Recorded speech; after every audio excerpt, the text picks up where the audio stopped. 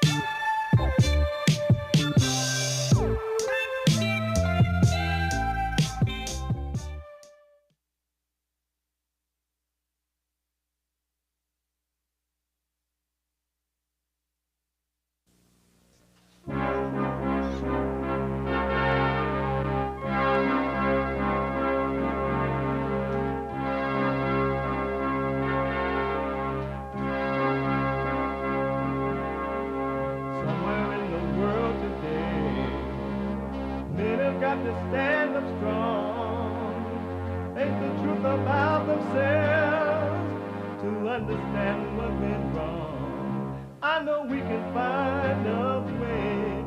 I know we can find a way. I know we can find a way to stand up, stand up, stand up. In the rapper world today.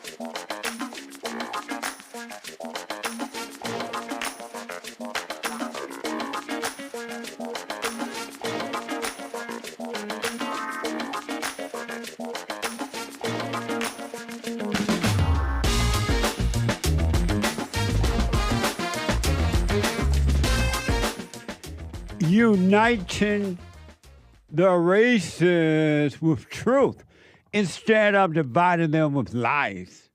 We're also rebuilding the family by rebuilding the man. I am Jesse Lee Peterson, late. And it's my fault and no one else. I didn't realize it was time to do this show. I was taking care of some other things, and I'm like, what the? So my bad, my fault, I am wrong. It had nothing to do with the staff or the equipment. But I am here. Black and slow, but I am here. CP time, but I am here. You can get involved by calling 888-7753, 773-888-77-JESSE, Jesse, Jesse. And my biblical question, a doozy. For this week, what good have you gotten out of religion? What good have you gotten out of religion? Give me that old-time religion. It's good enough for me. It was good enough for my dear father. It's good enough for me.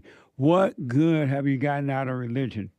We have every way that you can watch and support the show listed on JesseLeePeterson.com/show.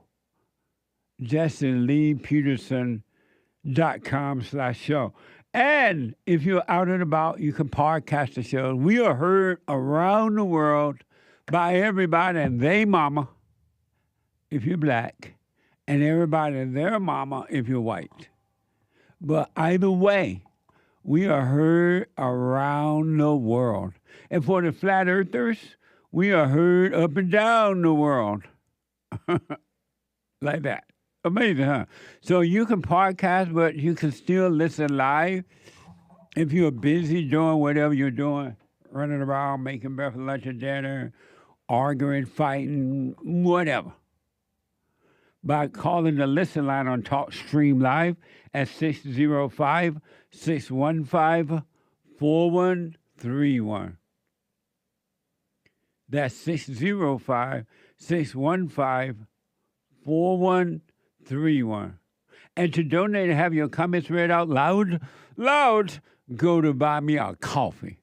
BuyMeACoffee.com/JLP Talk or Bond JLP Cash App. Bond JLP Cash App. And it's Friday. Friday's like, get it off your chest Friday, right? Friday is like, whatever's on your mind. It doesn't matter what you're doing. It doesn't matter what you look like you're doing, what you're doing. You can always express yourself Friday. You Tom like a mug. You need to go and get yourself bleached because everything you say about black people and you're sitting up there looking like a tar baby. It might sound like a semantics argument, but he's a gray alien. I wonder if he's been smoking pot. What are you looking for? Have any love in the slightest? What did Christ say about homosexuality? Matthew chapter 19, verse 4. Not here. Loving your neighbor as yourself. But I don't see it anywhere. 70 Christians have been found beheaded. Not here. I feel bad for them coons in the White House who are in there tap dancing for massa.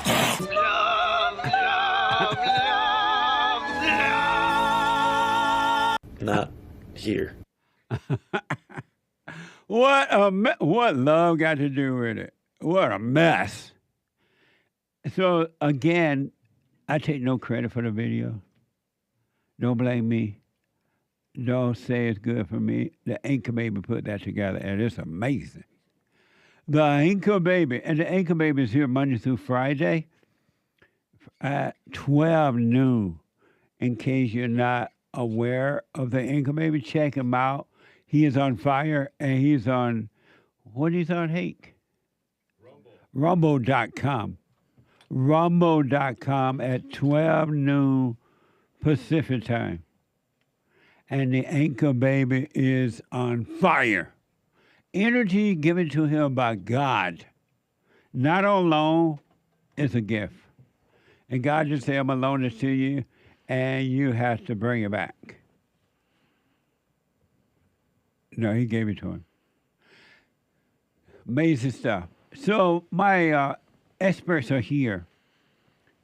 And I thought about this yesterday. It occurred to me. And I'm like, oh, that's interesting.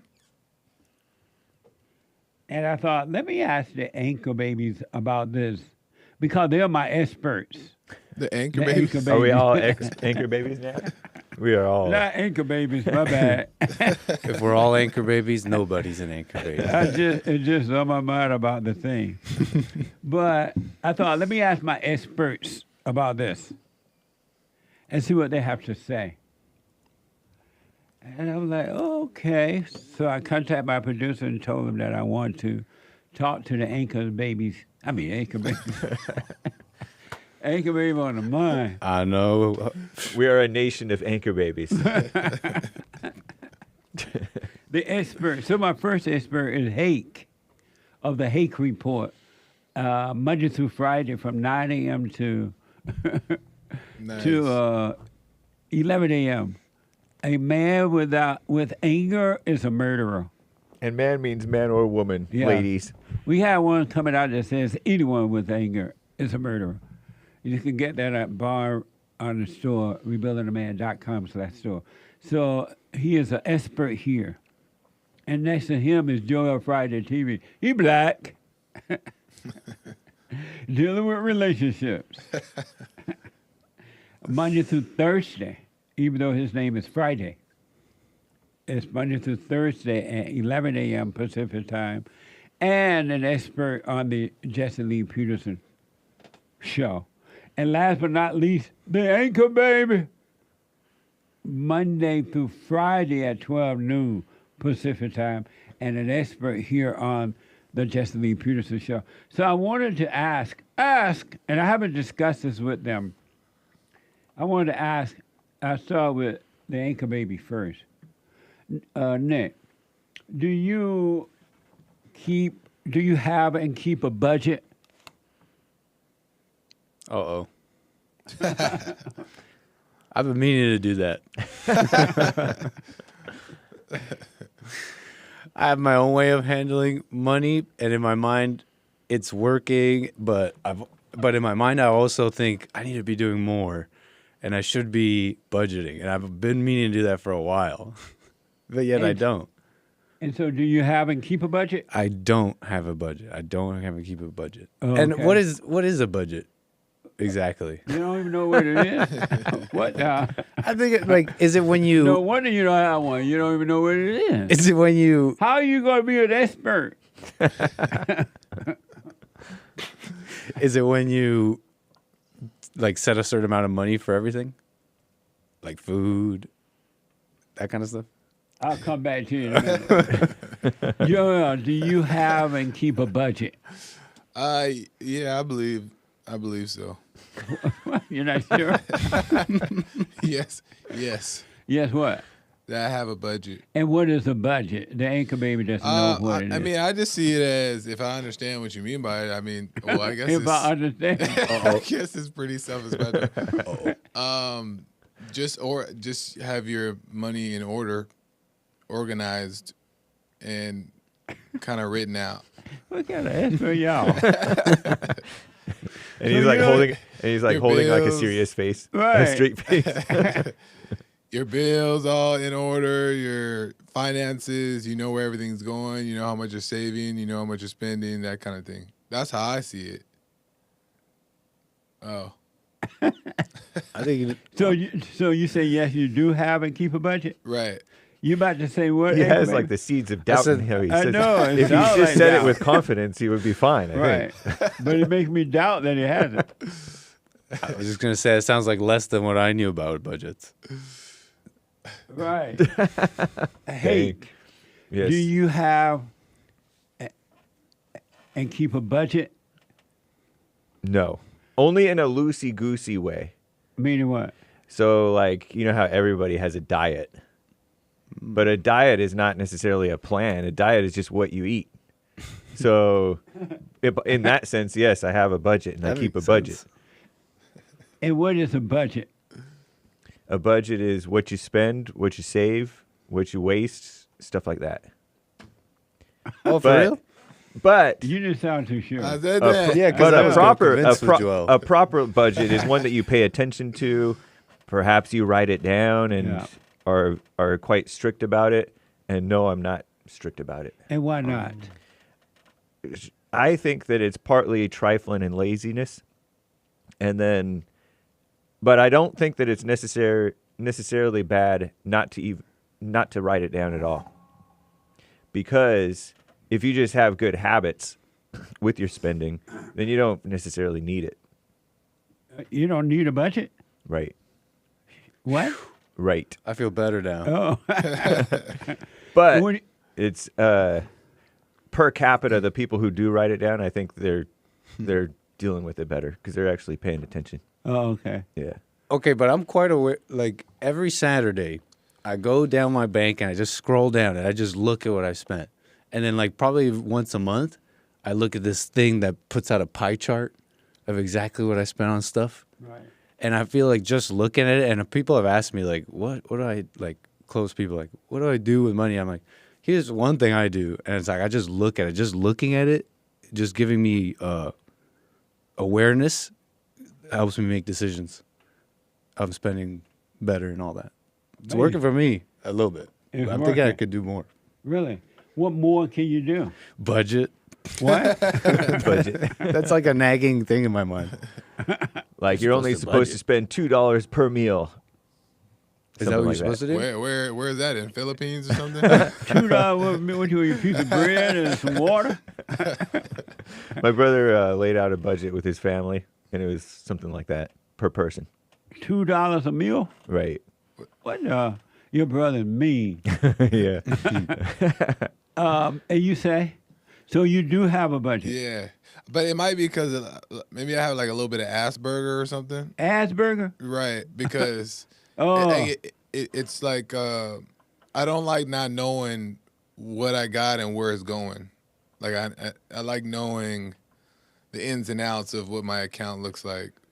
And so do you write down how much you have and how much you're going to spend? Yeah. And what you're going to spend? Oh, you do that? Yeah. And does that help you? Yeah, it's just organized. Oh. It helps me know what I have to spend for the month. It helps me know what I'm spending on in bills, and just the numbers are, pretty clear. Amazing. And so did you teach yourself that, or your parents taught you that? I taught myself that, but my dad is that way. Your father? So I think he kind of passed it on to me, but he didn't teach that to me. Like, Right. hey, you do this. But he's pretty much like that as well. Good at handling money and stuff? Yeah. Oh, okay. Yeah. Do you recommend people keep budgets?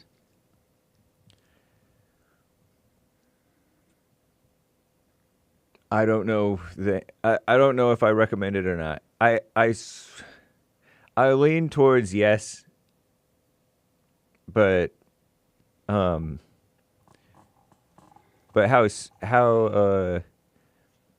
much you write it down and stuff like that, that's up to you.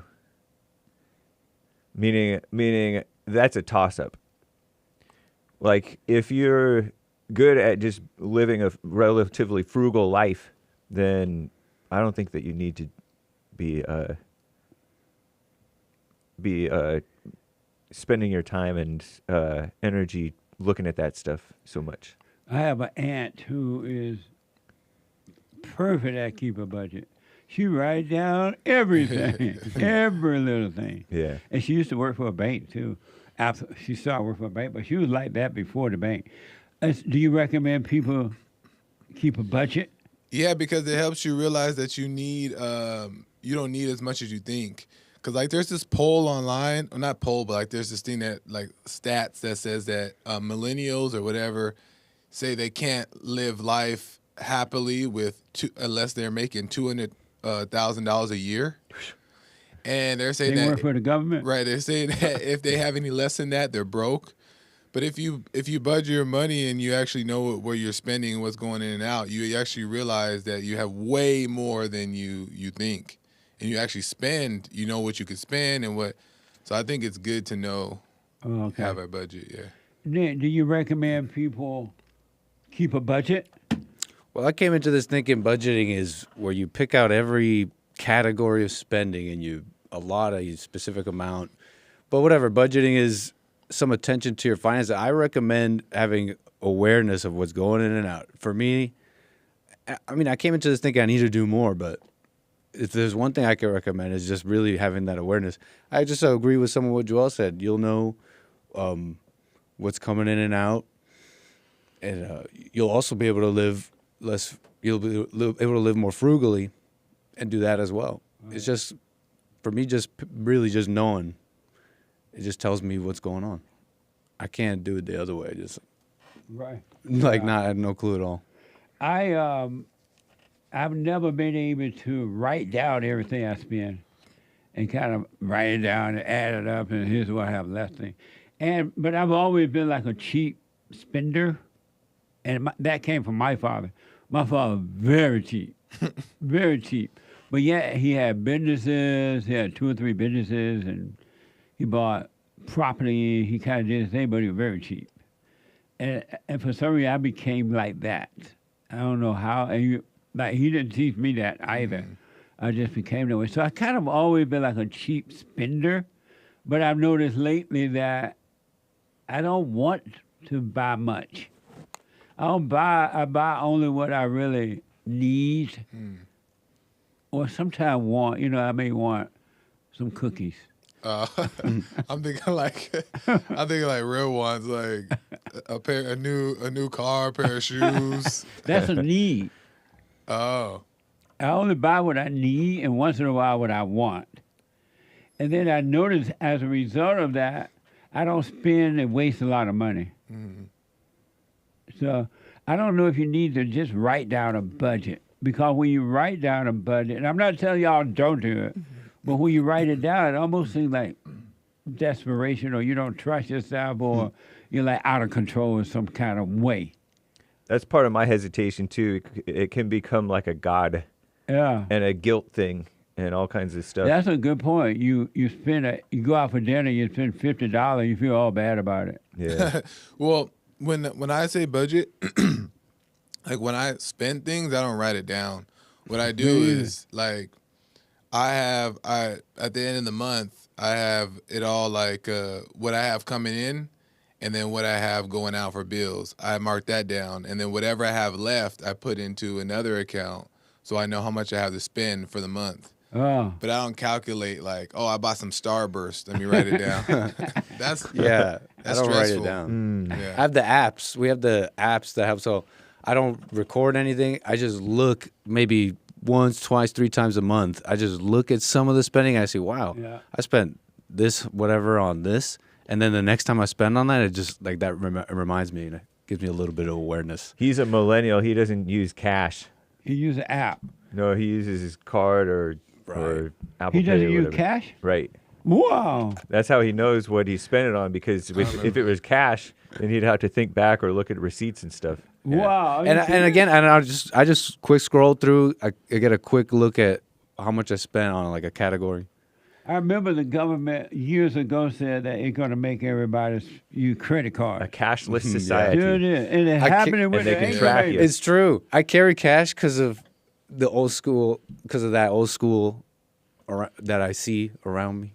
But I don't even use it. It's just in case. Right. I use cash for everything, unless I have to use a credit card. Because even when I go to the bank, I go inside the bank. I want to see a person. I want them to give me a receipt. I don't go to no cash window or anything. ATM. When I go to the gas station, I spend cash for gas, no credit card. And I'm from the old school. You're untrackable. Well, I wasn't doing it for that reason. I was doing it because Unless you have a phone. we were told growing up that you're supposed to keep a little cash in your pocket. And some people say that spending only cash, if you give yourself a certain amount of cash, then you budget better. I've heard that. Because then you see, oh, shoot, I'm running out of money. Yeah. Shout out. I remember I went to the dentist recently, and when after they did the dental work, they gave me the bill for it. I yelled but I made them explain. What is this for? Why does it cost so much? What's this for? And the lady at the cashier, she's like, why you? Ain't nobody ever asked even a question about it. I gotta know. I need to know what I'm spending. And so I've never had a budget. Yeah. It's interesting. Wow, so I could drop this? Drop I could be free right now? Drop this desire of wanting of needing to budget? Right. Thinking, I really got a budget. Well, it sounds like you just scroll down and see what you have and don't have. Well, it sounds like to some that's budgeting. Derek said cash is old school, credit card and crypto, I guess, new school. What a man, the government got y'all. Derek, the government got you. Got you, right? And don't want a cashless society. Amazing. So one other thing I want nobody smokes pot. Somebody asked, do they smoke pot? What? Somebody asked in the chat, do they smoke pot? Do who smoke pot? I don't know. I'm just saying preemptively, nobody smokes pot around here. No. One other quick question because of time. I want to know what you think about this. Nick, I want to go down to hour 3 and talk about the new flying cars. I'm ready. This is NBC News. A startup, and I've heard about this since the, remember that cartoon? Years ago, they were flying around. The Jetsons. The Jetsons. Yeah. They flew around in cars. Years ago. This is NBC News. A startup in California says it's close to pioneered a piece of future tech. Many dreamed of a flying car. Many have dreamed of a flying car. Watch this from NBC News. For all the advances in automotive tech, one issue only seems to be getting worse: gridlocked traffic. But this Silicon Valley startup says the solution comes straight from our imagination. The flying car. You can actually use it today, and you can cut your commute at least in half, if not more. Jim Duchovny says his company Aleph Aeronautics was able to create something we've been dreaming about since the Jetsons. We're trying to make science fiction a reality. And while not quite ready for the road, Duchovny says the flying car is about to take off. NBC News was given exclusive access to see their concept model with our own eyes. If everything goes smoothly, I'm going to watch a car fly over another car. We'll see. Sure enough, we watched it soar through the air over another car and land. But for all the magic of this moment, we were heavily restricted, forced to shoot at least half a football field away, and we never actually saw the driver entering or exiting the vehicle. But you're not still all the way there yet because, you know, you wouldn't let me in the cockpit yet. There's a difference between you and the consumers. We still have some IP, intellectual property, which we're trying to protect. I don't trust that guy. It didn't look stable either in the air. It was like slanted. Yep. That's what I noticed. Loud. I know. It's drones. And they said the car would cost drone. around $300,000, and only a few counties will allow these cars. They need some anti-gravity things that are just quiet. Yeah, that didn't look too safe. That wasn't a good example. great, bro. Why is this from ABC News? So far, more than 3,200 early adopters have pre-ordered their $300,000 all-electric flying Don't even car. look good. And the company is aiming to begin production by next year. But practicality might be where the rubber meets the sky.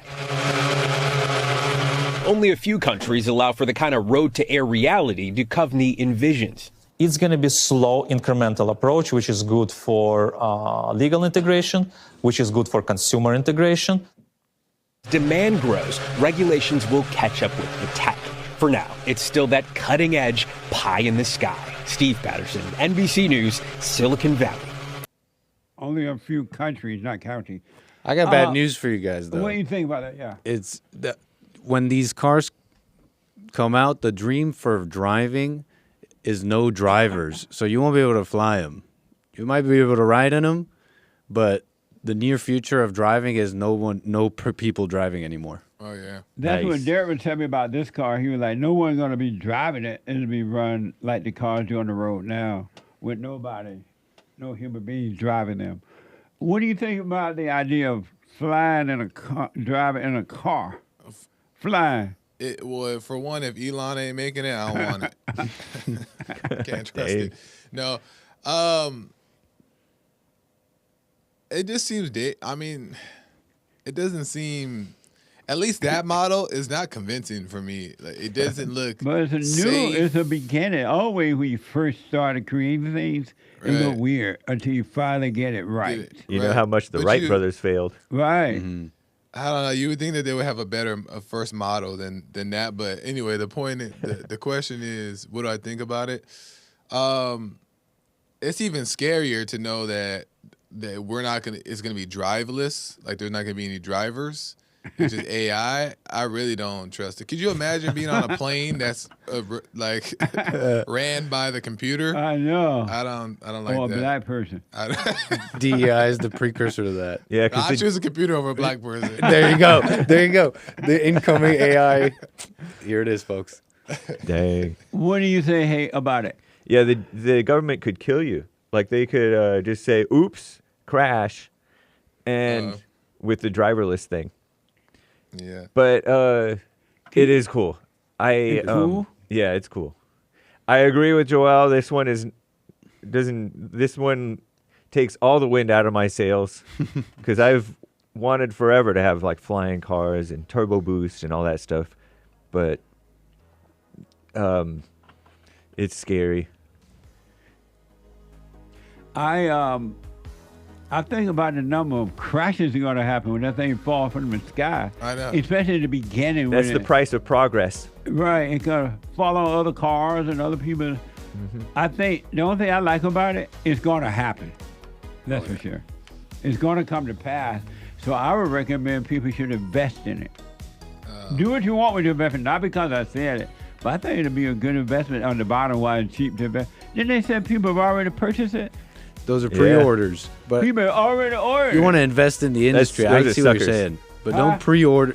Invest in the industry, but Right. careful with pre-ordering ideas. I like to make money from it, but I don't know if I want to ride in it. I know. Gotta go. Back in a moment. Quick break. That's what the enemy wants. you want to control you. They do things to make you mad so they can control you. It's like being married. And the wife would do things to make you mad, or she'll do things to make you feel good. And men do that to women too when they want something from the woman, especially sex. They'll make her feel good or they'll make her angry.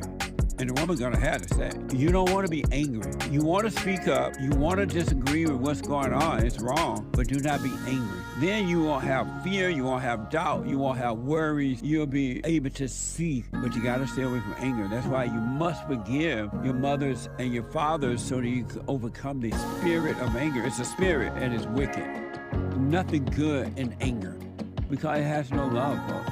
You need love to defeat evil. And love is not a weakness. It's a strength. It's from God. It's His nature.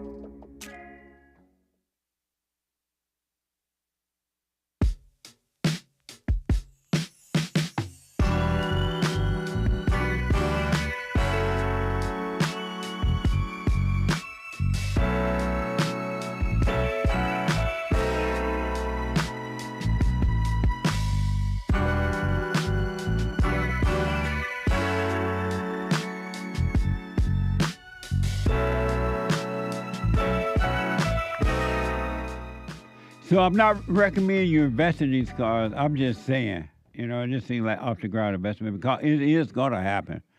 The Hake Report is coming up at 9 a.m. this morning. TheHakeReport.com from 9 to 11. And then at 11 a.m. this morning, it's Friday, a brand new episode of the FallenState.tv. Amazing conversation with Brian Callen. And he is an actor, stand-up comedian, and the host of Off Limits and the Fighter and the Kids podcast. Watch this. Next time on The Fallen State. Why don't you drop your anger right now? I keep that pilot light of aggression going at all times. What the? How do you deal with the hell of your wife when it comes out? She's a lot more sensible in many ways. I'm hot. I'm passionate. Beta. He didn't. Well, I got my black belt in marriage. Oh, you might God. still be a white belt. Yeah, I think I know why you haven't been married. So what's wrong with the blacks? Am I getting punked? Where are we? Hey, Brian, what happened to your career? Well, Jesse Lee Peterson had me on. Oh, God. At 11 a.m. Pacific time. You don't want to miss it. And you can support the Fallen State right there by going to thefallenstate.tv/donate or locals.com. And then at 12, the American Anchor Baby at 12 noon. Yes, American Anchor Baby? Oh, okay, at 12 noon. And then Sunday morning fellowship at 11 a.m. Doors open at 10:30. All are invited. Meeting starts at 11 a.m. Pacific time. rebuildingtheman.com/church. So let me just finish up with the car thing. Again, it's going to happen at some point. It will take off. I don't know if it was a good idea because I don't care if it's driven by computers or what. I can see the cars falling from the sky right now. So I don't know. It's going to happen. I don't know. I don't think it's a good idea. They're using this idea that so much traffic already on the road. But how about the traffic jams up there? Yeah, and the traffic on the road, that's on purpose because they don't want to fix it. They could easily make more roads, get rid of the illegals because the illegals are contributing to the traffic and all that stuff, but they don't care. Amazing. They spend it on other stuff. Last word on it about it. I don't like this stuff. You black. I don't know if it will happen. I don't like this stuff, Miss Bowley. The air traffic is the busiest that it's ever been. There's more drones in the sky than ever, obviously, and the crashes are going up seemingly. They are. That's for sure. They say crashes are at an all-time low, but they're more deadly than ever because they're worse than ever. Last word, Nick. I don't really know how it would all look. Yeah. We all have bets, and I sound all sure like, oh, they're going to be driverless, but we don't really know. It's just some of the bets made by the big guys right now. But But I think you're absolutely correct. It's an emerging industry. Yeah. At least watch. You'll see an opportunity to invest. And millennials and these going to be the first one to jump in them. I see these cars And going the up. alphas and betas. Right. I see these cars going up and down the road now. Nobody driving it, and people sitting in there. And sometimes they're in there by themselves, and I'm like, what the? Waymo's everywhere. Right. FS, full self-driving. It's almost already here pretty much. It's crazy. What I will say is that Tesla, even though like I don't like the idea, but Tesla has a self-driving feature to where it can drive you to your home. Right. Like, I know people have them. They just sit there, take a nap on the way home, and it'll drive them. That's scary. Ain't never napping in the world. But eventually, it'll get so advanced that you can use your Tesla as an Uber, and for 8 hours to go pick people up like the Waymo, make money, and drive be yourself home. back, and you be at home doing nothing, playing video games. Oh God! You know those cruise controls. Those cruise control now, it'll stop for you in the traffic. It'll go along with the stop and go traffic, and it'll turn with the lane a little bit. This is too risky. It's so cool. It's so cool. See, you think it's cool? They even have cars now where you can turn your motor on while you're still in the house in the morning time. Yeah. And you can heat it up. Yeah. Excuse me. You Bless you. you can turn the motor on and the car heat up. It's, by the time you're ready to go, it's already ready. Yep. But how about somebody wanted to steer the car? I wonder if it's drivable without the key. Might be because the engine's on. Yeah, but I don't think you can get into it. Oh, because it's locked. It's locked. Yeah. It's just the motor turn. Exactly. Yeah. I don't even think you can get too far from the key, but I forget. They've had that for quite some time, like Right, probably those old. 20 years, close to 20 years, maybe more. I have a friend truck is like that. Oh, Justin. nice. Yeah. Player. He like. What's it called? Car like that? Who? Your producer. Wow. Derek? Yeah. Oh yeah. Doxed. He could just do it. One time I was out there and nobody was out there, and his car just turned on. I was like, what's going on here? Amazing. It's a robot. Derek said, "This is innovation. I stand for this. This is safer than facing women drivers." Women are sort of risk averse. Sometimes they do get really aggressive. It's ridiculous, but anyway. You guys willing to give up driving? No, I'm holding on to my stick shift. Me too. But you guys are like, oh man, the accidents that are gonna come with this, Jesse. And you're like, oh, it's gonna be so unsafe. You guys are. As soon as you see the accidents, you'll be begging for take my driving. This is crazy. Joel, like, I don't like the fact that car be going up and down like that. It's all wobbly. It's not gonna always be that way. Yeah. It's new right now. Let me go to Robin out of Virginia. Robin, good morning. Welcome to the show. Hey, Robin. Yes. You're on the air. Okay, thank you. I love you, the Hake Report, Joel, and the Anchor Baby. I just want to say, love Thank you. all. Amazing. We love you the back. Joelle. Oh, thank you. Even though I'm a beta, That's right. stupid woman. We love beta stupid women. Shout out. Well, look, I loved the Punchie TV the other day where you guys interviewed the Christian influencer. Yeah. And then I Jackie saw Van where Dyke. Joel responded yesterday to where she clapped back and said that, all y'all thought she was stupid, that all women were stupid. Yeah, she said that we said that all women suck. Joel, not Joel. Yeah. But go ahead. Oh, Joel. all women suck, not that they're stupid. That's right. Right. Okay, well, I've got a great idea for you. I think you need a real white beta woman that sucks to clap back at her.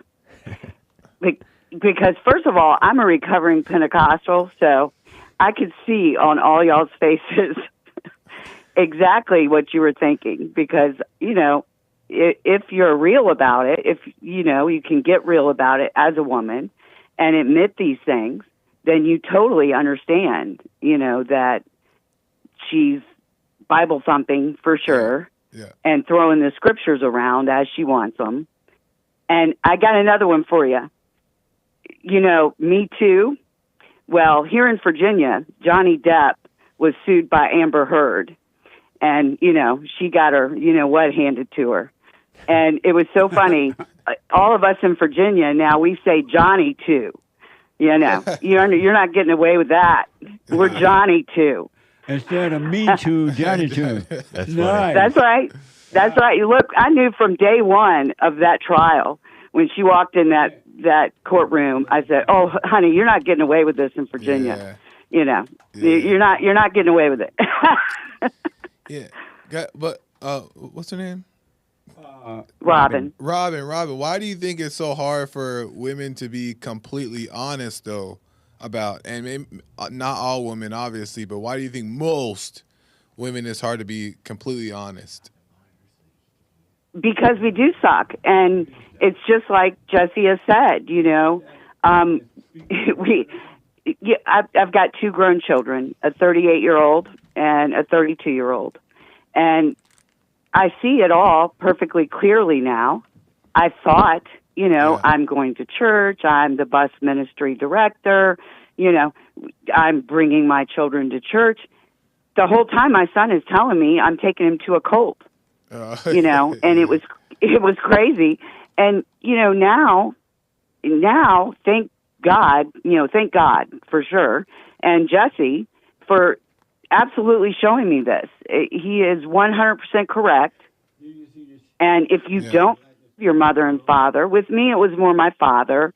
So I understand why when people call, they say, "Why do you say my mom?" You know, because some of us have had, you know, better moms and dads and vice versa. But it's the bottom line. And if you carry that anger, you know, I've got a girlfriend. We've talked religion for years. You know, she went to China on mission trips, very involved.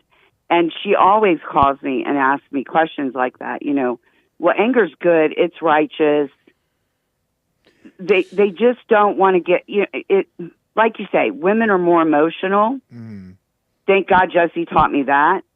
Emotions are complete and utter evil. I totally get that now.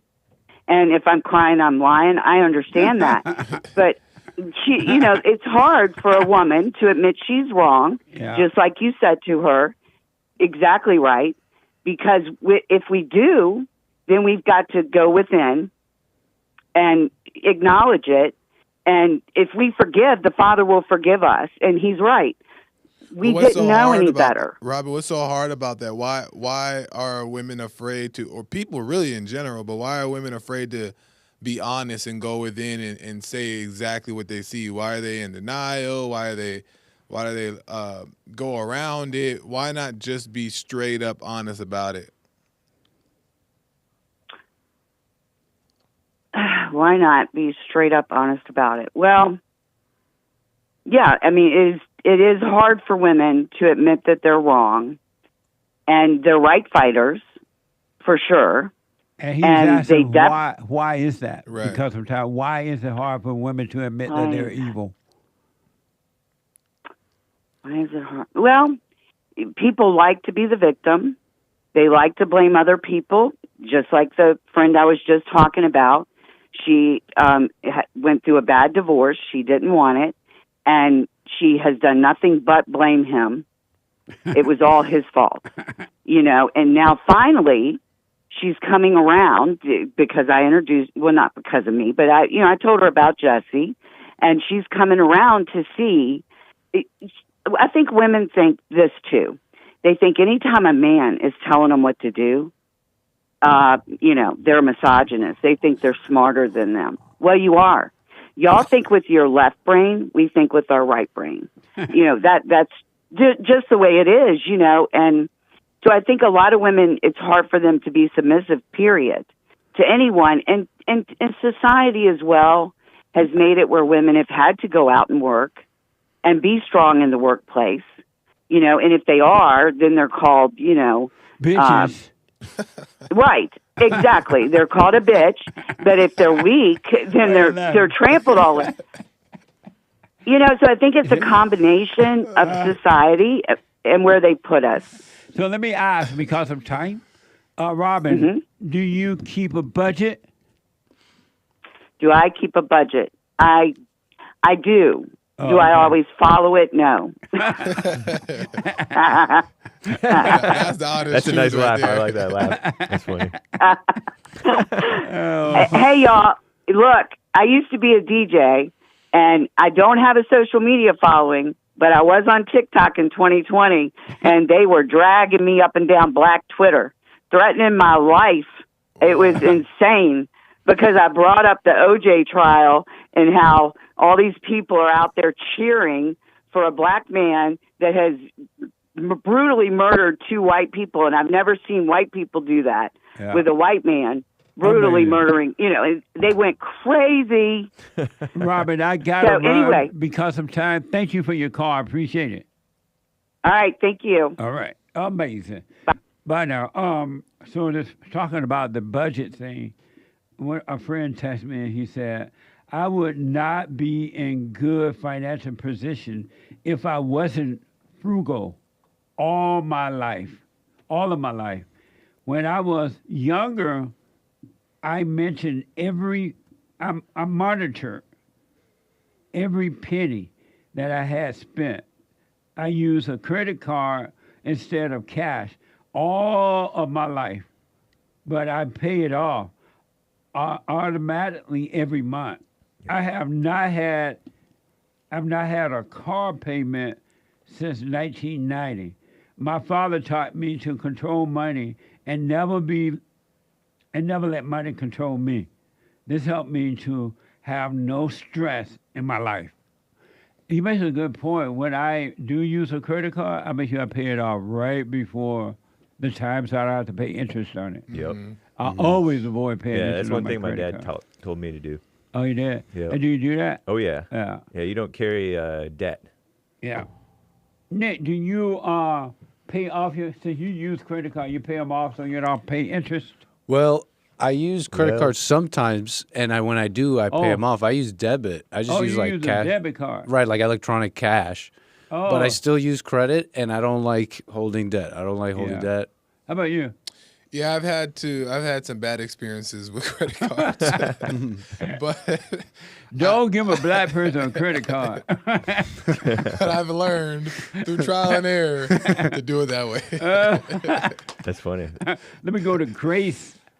My great girl. Oh, Grace is sufficient for me. Grace and Mercy. Let me go to Grace out of California. Grace, welcome to the show. You're on the air. Good morning, Jesse. Hey, Grace. Is that full house today? Yes, the experts are here. Yeah, I heard you guys talk about the Tesla, cars flying. I was like, all these things is so interesting to have all the people the same line. Hi, hey, Kai, Nick, hi, Joel. Hey. Yeah, so a couple months ago, I called you. I got fired, and I was going through a lot, sitting in silent prayer, being crazy all day. And then I kind of watching one movie. It really got with you in my heart that I have 2 people that I need truly forgive them. So after that, and I have love, I have perfect peace, and day by day, and then I got a job interview a couple weeks. I were that I have a job interview scheduled on Wednesday. And then yesterday I got a job offer. Yoo-hoo! Finally. Right on. So, yeah. So I think that journey is tough. The last caller, you were asking her, well, why it's so hard to have women to admit very simple. Like you always said all the time, women have no love. The evil spirit make a home in women is so wicked. It's crazy. Because I observe myself a lot when things happen, how I deal with my husband, deal with other people. I see it's not consistent. I see the evil. I see it's so easy to irritate, emotional. Yeah. But from outside, people cannot tell. But I can tell because I'm, the spirit inside of me, not me. I can see that. God is separate little by little, but it's tough, but I have to sit in the silent prayer day by day. Then God will reveal to you little by little. Because if God show you everything, you're going to be like crazy. But by the time when God showed me, when I was watching the movie, that voice is so little, but I can catch it because it's in my heart, not in my thoughts. Amazing. So that person was my grandfather, and I remember at his memorial service, like funeral service, like a long time ago, so almost 2 decades, that I was crying. And then you always said when a woman crying is lying. I remember that moment crying, it wasn't me. It wasn't me. Yeah. I can see that the evil was crying, but the inside of me, I wasn't crying because I wasn't forgiving my grandfather, what he did. And then I remember, I think a week ago, that was a lady, you asked her get on the stage, and she mentioned something about she's been through related to some sexual assault or something. Yeah. I think a lot of people went through that. And sometimes it's hard to understand that why it happened to me. But it just, evil is working hard on everybody. So when they were wicked, they did something that they can't control, just like me. When I was being crazy, I can't control myself. So I understand the moment that my grandfather had no control with the evil because he wasn't forgiving his parents, my great-grandparents. So I think it's from generation to generation, just keep looping. The moment that people understand that they need to truly forgive their parents and people that who they resented, I think that is the key. And also with the perfect love, you can do with any situation. Absolutely. Amazing, Grace. Amazing. Yes. Well, So congratulations on your new job and amazing. You, I love you guys. Love I you hope too. I will see you guys Easter Sunday. If not, then I will keep listening to the show, following the church, all these good things. Right on. Thank you, and Thank stay you so with much. it and keep me updated, all right? Yes, I love you guys. Love Bye-bye. you too. Bye now. Amazing. Amazing. Super chat. Amazing. One line open, 888-77 Jesse. Super chat. Elise bought a coffee. Keep up the good work, Jesse and team. Thank you, and thanks for your support.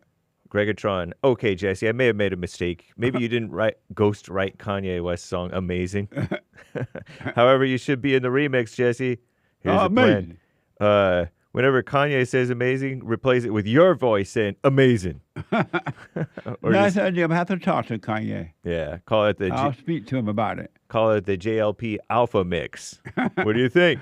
I like the idea. Thank you. Spanky Spank. Have y'all seen the Al Sharpton DEI boycott plan? Looks like a mess. No gas, no Walmart, no McDonald's. What the? What a mess. I think I saw the mainstream media promoting some boycott or other. I can't believe that they're fighting to be victims. Yeah. You would think that they was like, okay, you finally set me free. Let me earn my way. Right. But they fighting to be victims because Al Sharpton, it benefits them. Yep. Owen Conway, County Clare. Oh, you know what? We got to take a break. We'll read the rest later, guys. 2 more hours to go, folks. When I come back, straight to your calls. Thank you so much. Quick break. Hate news, not the fake news. And I'll be back in a moment.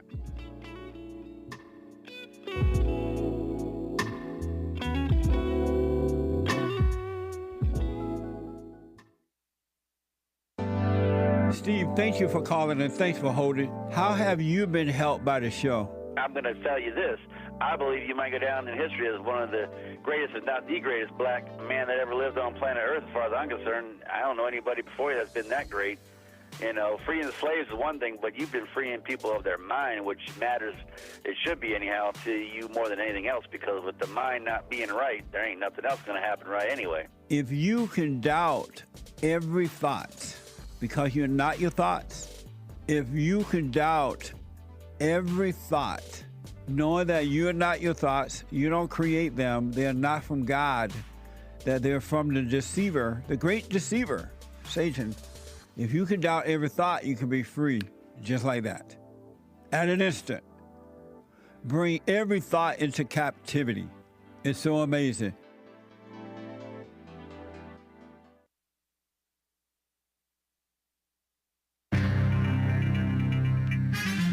There's a planet parade in the sky of 7 planets, I heard. Explain that, space deniers. Shout out. And mineral deal today. The Ukraine mineral deal with the United States. Shout out to our greatest president, Donald J. Trump, and the much respected Volodymyr Zelensky, not to be confused with the American anchor, baby. And mass firings hit the NOAA, National Oceanic Atmosphere Association, or something like that. That's the government. And a tropical cyclone hit a French Indian Ocean island. French island in the Indian Ocean, I think. Wow. This is the end of hour 1 of the JLP Peterson Show. It is Express Yourself Friday, February 28th. Rent's due tomorrow. Or the mortgage or whatever. Or time to collect. Owners, shout out. 2025 AD. By the way, I think next week it should be the men's forum because it's going to be the first Thursday of the month next week. Cool. Nice. The lines are full, guys. JLP will be right back to your calls, and we'll get to the rest of the super chats and some great stories. But first, it's Hake News, not fake news. With Commie Nonsense Network featured, a parade of 7 planets will be on display in the night sky as February comes to a close. Last day of the month today. But some will be harder to spot than others. So a lot of planets suddenly so visible. Pretty cool. Same side of the sun, I guess. Pretty fun. And the Ukrainian President Volodymyr Zelensky, not a Christian, I don't think. He's set to meet with the Christian and our greatest President, Donald J. Trump, at the white on the inside White House today to sign a potentially historic minerals deal. The agreement would offer the United States easy access to Kiev's untapped mineral riches in exchange for investment in what the Ukraine hopes would be concrete security guarantees. The deal's details remain murky, but analysts say it could lead to broader peace negotiations. Peace in the far, is that Far East? I don't know. Whatever. Just days after calling Ukraine's president a dictator, Trump softened his tone ahead of the meeting, telling reporters Thursday, "I have a lot of respect for him, as do I, Mr. President Donald J. Trump." But then this British so-called Prime Minister, Keir Starmer, he also met with Trump in Washington on Thursday. That's nice. But he urged against accepting any peace deal that would reward Russia because it's the supposed aggressor and Russia's allies. What a mess. Calm down, Keir. It's not even your business, my opinion. Anyway, mass firings. The Trump administration Thursday fired hundreds of employees at the National Oceanic and Atmospheric Administration, NOAA, and sources say more layoffs possible today. The cuts are a blow to the supposedly understaffed Weather and Environmental Agency as climate change crises and several natural disasters become more frequent, so they claim. Meanwhile, a federal judge Thursday found that mass firings of probationary employees were likely unlawful, so they claim, granting temporary relief to a coalition of evil communist labor unions in the federal government. Can you believe it? And organizations that sued to stop our greatest president, Trump's administration's massive overhaul of the federal so-called workforce. It remains to be seen whether the order will put a hold on the mass firings of federal probationary workers. A severe storm slammed, the northern coast of French Indian Ocean island of Réunion. I don't know how to pronounce French, but it looks like Reunion, but with an accent over the E. Packing wind gusts of over 100 miles an hour. Tropical cyclone Garance. I don't know if that's a woman's name. Garance. The equivalent of a Category 2 Atlantic hurricane. Strongest storm to hit the French territory, located about 400 miles off the coast of Madagascar. Since 1989. Heavy rainfall, powerful waves, strong winds. It's a mess. In the coming hours, winds of gusts of over 124 miles an hour and rainfalls could exceed 7 inches. So dangerous throughout the day. Could improve Saturday. I'm James Hake. Now back to JLP, Hour 2.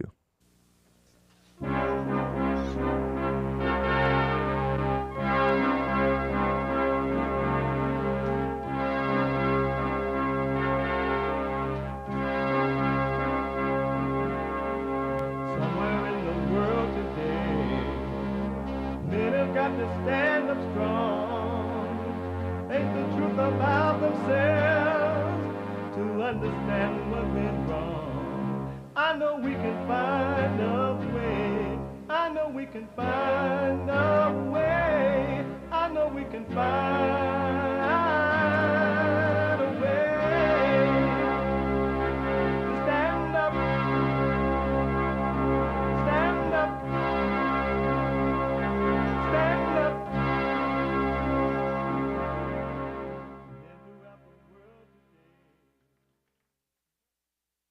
Uniting the races with truth instead of dividing them with lies. We're also rebuilding the family by rebuilding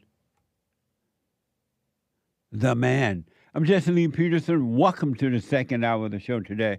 You can get involved by calling 888-7753-773, 888-77-JESSE. JESSE. And my biblical question, what good have you gotten out of religion? What good have you gotten out of religion? What good have you gotten out of it? I'd like to know for you to examine yourself, know thyself. Really, most human beings do not know themselves. It's a shame. Such a sad way to live. But I understand it. We have every way that you can watch and support the show listed on JesseLeePeterson.com/show. And you can listen to the show on your iPhone or iPad, no matter where you are and what you're doing, working out or whatever. You can podcast as well, but you can be listening to the show as it is happening by calling the listen line on TalkStream Live at 605-615-4131. That's 605-615-4131. And to donate and have your comments read out loud, go to Buy Me a Coffee.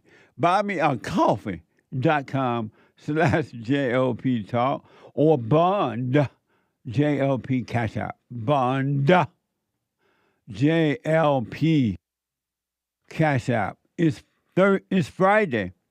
Friday is Get It Off Your Chest Day. Friday is Express Yourself Friday.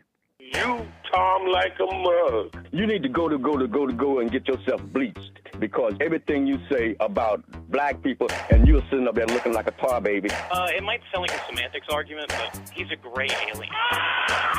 I wonder if he's been smoking pot. What are you looking for? Have any love in the slightest? What did Christ say about homosexuality? Matthew chapter 19, verse 4. Not here. Loving your neighbor as yourself. But I don't see it anywhere.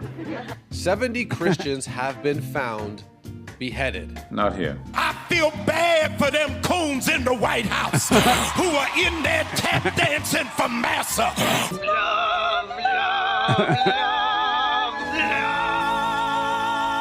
Not here.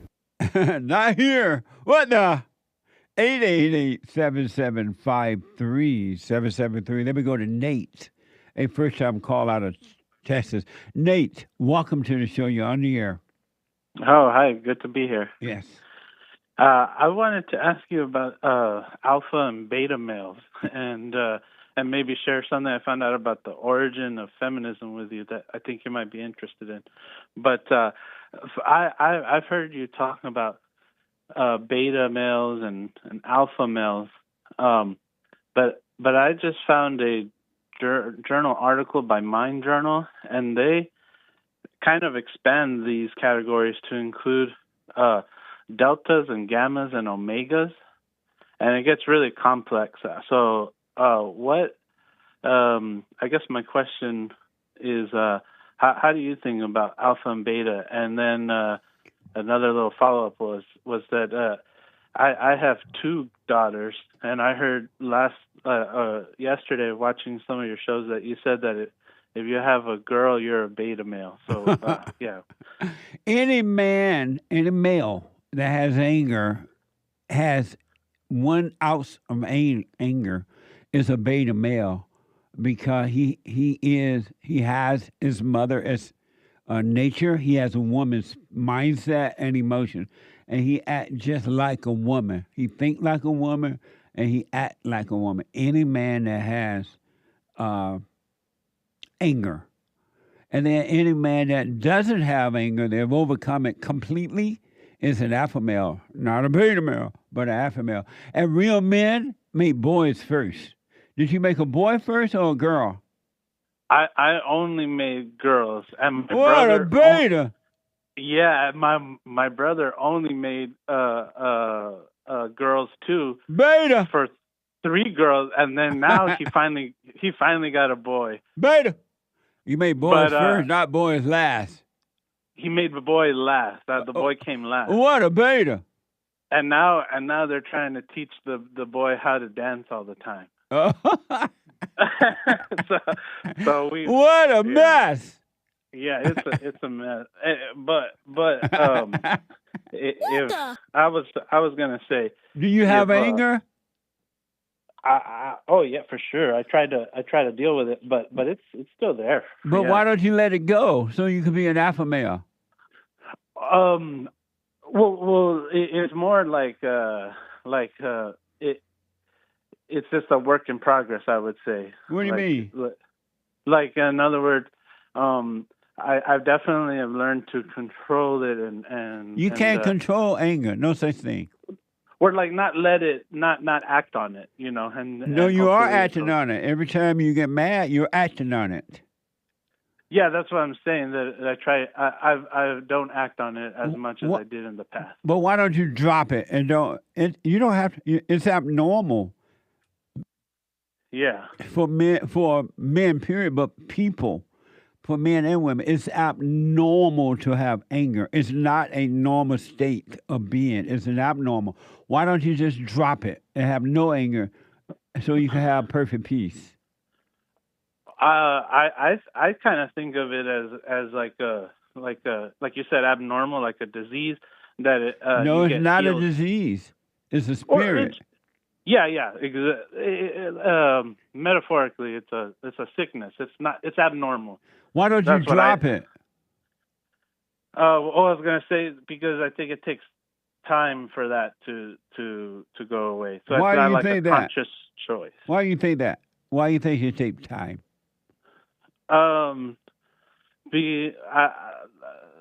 Basically, like the stuff that I read, that's what they say is that they're lying to you. You think so? No, I know so. Well, okay. So then I was gonna say what if you're a beta, but you have a beta wife? Could you be maybe an alpha to the betas? No, a beta man with a beta wife going to be a beta even more so. Oh man, that's horrible. Yeah. Why did you just drop it? You can drop it right now. Oh, okay. I don't think you can. Why not? Why do you don't think you can? Okay. So like anger that's just one of the abnormalities of that humans have. There's also like. Why don't you drop it? Why do you think you can't drop it right now? Well, because it's something that has to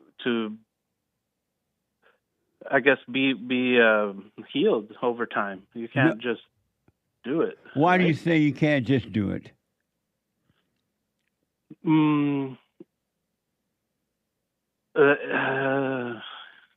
I don't know. I guess that's just my belief. And where are you getting that belief from? I guess from the Bible. No, that's not in the Bible that you can't drop your anger. God said before you even can have perfect peace, enter into the kingdom of heaven, you must drop the anger. You must forgive. Why don't you forgive your mother? Because it's the spirit of your mother that made a home in you. And if you realize, yes, I do have anger toward her, and realize you're wrong, you can drop the anger right now and then go and forgive her. Oh, well. And is there only anger? But what about the other sins, like when you drop the only sin is the anger. Anyone that has anger has hatred, and anyone that has hatred are playing God with their life. They think they know what they want. They think they know right from wrong. They think that they can fix themselves and everything. They're playing God. As long as you have anger, you will never know God. You will always be in misery. Mm. Why don't you forgive your mother? I don't think I have anything against her. You just like her. But I think have you noticed that, you're just like your mother? No, I haven't noticed it. You get angry like your mother? No, no. No. Yes, you do. It's different. No, when I get angry, it's definitely different. Yeah, no different than anger. How is your anger different than your mother's anger? Hers is more loud and wild. Mine is more just like, okay, like that irritated me internally, and I'm not going to act on it. It's the same thing. Like I'm not going to say mean things or. But you do. But you may not be saying it out loud with words, but you're thinking in your head. Yeah. Oh, and one story that I heard is that there's stages. This might be where I get this. That's another lie. There's Christians that used to live out in the desert as followers of Christ, and they said that the first stage would be somebody who, when you get angry, they hold their tongue and they don't act out on it. That's the first stage of healing. And then the second stage, when somebody offends them and they have cause for anger. Because of time, there's no stages. You have to admit that you're evil, you're wrong, you have anger. And when you can admit it, you go and forgive and you're free from it. As a matter of fact, when you can admit you're angry because anger is evil, in that very moment you start to overcome. But when you go and forgive your mother and your father, you're free from it. And the spirit of anger is taken away from your mind. If it's not in your mind, there's no way you can be made angry because you can't have the emotion of anger unless you have the thoughts first. That's true, yeah, for sure. So go and forgive your mother, man. I'll do it as much as I can. No, not much as I can. You got to see that you have it and know that you're wrong for resenting your mother. You become like what you hate, right? And know that you're wrong. Go and forgive her. Don't ask for forgiveness. Mother, I'm sorry for resenting you. I realize now you couldn't help yourself for what you've done to me. You turned me away from my father, whatever she did, right? And God will forgive you when you forgive her. And forgive your father for not protecting you from your mother. He was afraid of your mother. It's not that he didn't love you. He just didn't know how to deal with her. Yeah.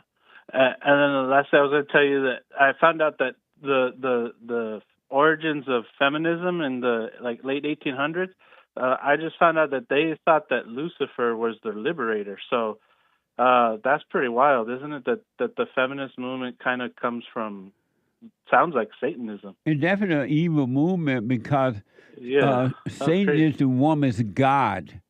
And the God above is the man's God. Satan is the woman's God. That's why evil comes through the woman, because her nature is that of her father, Satan.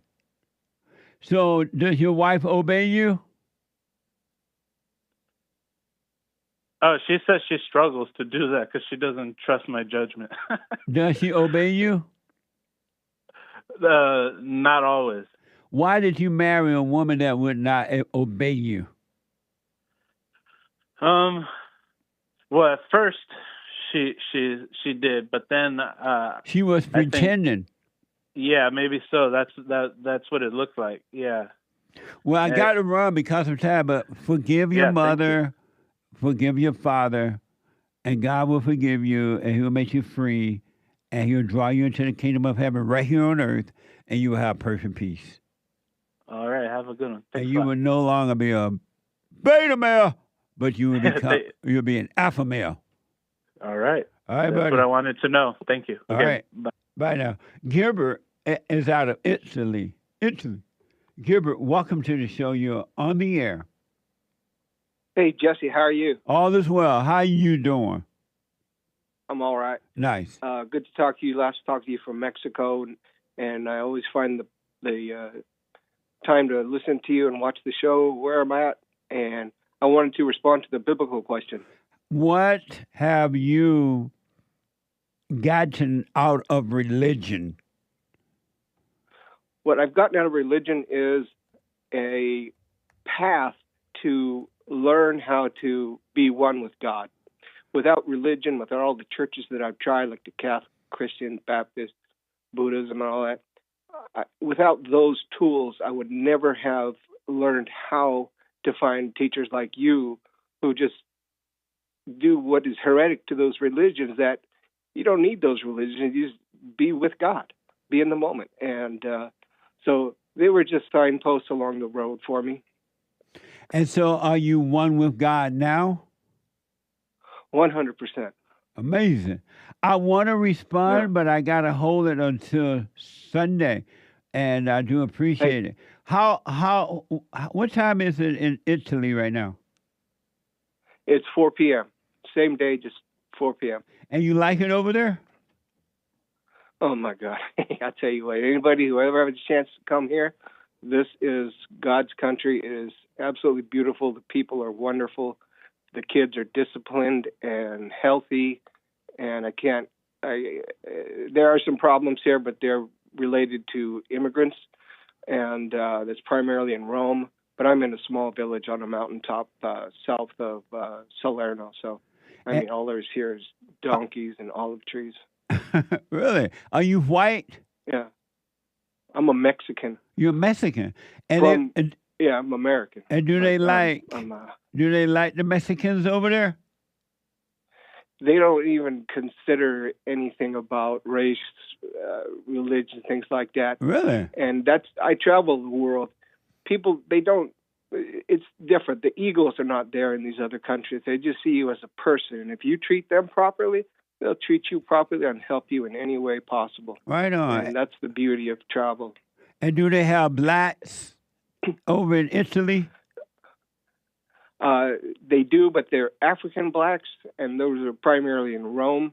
And they're pretty cool, but that was the social issue I was talking about. Apparently, some of them are struggling, and even though they're African blacks, they're not like what goes on in the States. It's one of the reasons I'm traveling the world, is to get away from that. The ones that are struggling, they just kind of hang around and look shady. But they came here for a better life, and so my hat's off to them. But, yeah. So there are blacks in Italy who are struggling, right? And why are they struggling? Why don't they just get a job and be like everybody else over there? I don't know. My only assumption is like in the States with immigrants that did not come there legally, they can't work, or for whatever reason, mental illness, maybe drug or alcohol abuse, they don't have the capacity to work. I don't know. I don't spend any time trying to get to know people that are, going in a bad way. I mean, I'll give them a couple euros, if they're panhandling and all that. But why do you give them anything? Yeah.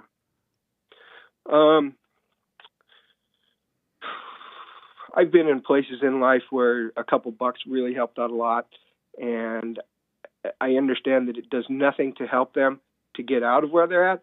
But if I can make a difference in someone's day, even to, help to want to get a beer, if it helps them to have some happiness for that day, that's why I do it. I don't do it. But why would you want to help them to have a false happiness?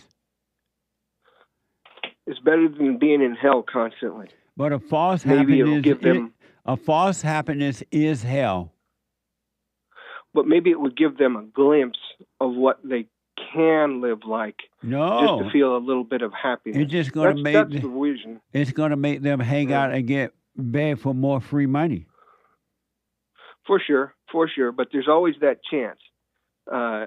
And that's my story. I could have gone down that road. I very easily could have gone down that road, and but you at didn't. some point I didn't. I chose the route that lets me live financially independent and travel the world.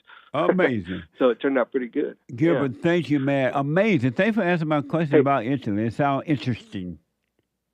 Hey, can I say something real quick about the budgeting? Oh, yeah. Do you budget? Let me tell you something, Jesse. There's nothing more beta than not to have a budget that you work on every month with a spreadsheet and constant learning about how to spend and live well below the means. I was in California for my whole career, and it is so hard to stay below the means there because of all the social pressures and everything's so expensive. But I did it, and I managed to save up enough and have proper investments, earned a pension, got VA for medical, and I retired at 53. Oh, amazing. So you think it's beta not to budget? 100% beta. And budget mean that you write down everything you spend and everything you bring in? Just like a business, just like the government, you have to have an inventory of what's coming in and what's going out. And then if there's not a sufficient amount going into savings that can be invested for the future, then each line item, like Trump's doing, has to be gone over. And for instance, I haven't had a cell service for years because I learned you don't need a cell service. You need a cell phone. Well, you don't need it, but it's very handy. You just use voice over IP and have a data plan, and then don't use the data plan all the time, and then you'll end up spending maybe $10 a month for your using your cell phone. And you don't need the car because you got the bus, you got Uber, you got Lyft, you got people that you know, you can walk. It's just, there's so much ways I learned how to save money, and how old are you? Now it's helping out. I'm 56. Oh, right on, man. That's amazing. Self-discipline. Well, it's working out pretty good. Hey, I got one question for you, Jesse. Yes. I heard you say on several occasions that, this is one of your catchphrases, you say that I'm black and slow, right? Right.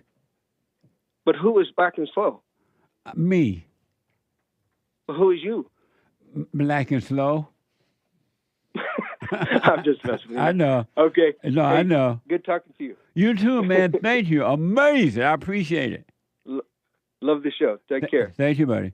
Amazing. 888-77-53773. That was another outburst in our, I guess yesterday or last night or the day before, or maybe even today. This is from over there in Iowa. They are trying to get rid of this idea that transgender and all that mess is a civil rights issue. And it's not a civil rights issue. So they're finally trying to get rid of it. And the messed up people are ticked. They don't like it at all. Excuse me. And they want their mess to be civil rights. This is from We Are Our Local 5 News. Iowa moved to remove gender identity protection from the state civil rights code Thursday, despite massive protests by opponents who say it could expose transgender people to discrimination in numerous areas of life. Watch this. Most of this week, people have flooded the halls of the Iowa State Capitol to protest an identical bill on the House and Senate that opponents say could expose transgender people to discrimination in employment, housing, and education. During a public hearing Thursday morning, opponents argued this bill is not about protecting women, it's about taking away rights and protections from transgender Iowans. Separate but equal is not inherently anything other than unequal. And to say that it is not is to ignore the teachings of our civil rights leaders of the past. Those in favor added that the legislation adds common sense protections for women and children from transgender boys and men in bathrooms and locker rooms, and add it does not discriminate against a group of people. It's not rocket science. It's not deeply nuanced. It's 1 + 1 = 2 legislation. Don't go AWOL when those who elected you to office need you. Amazing. It's crazy to me that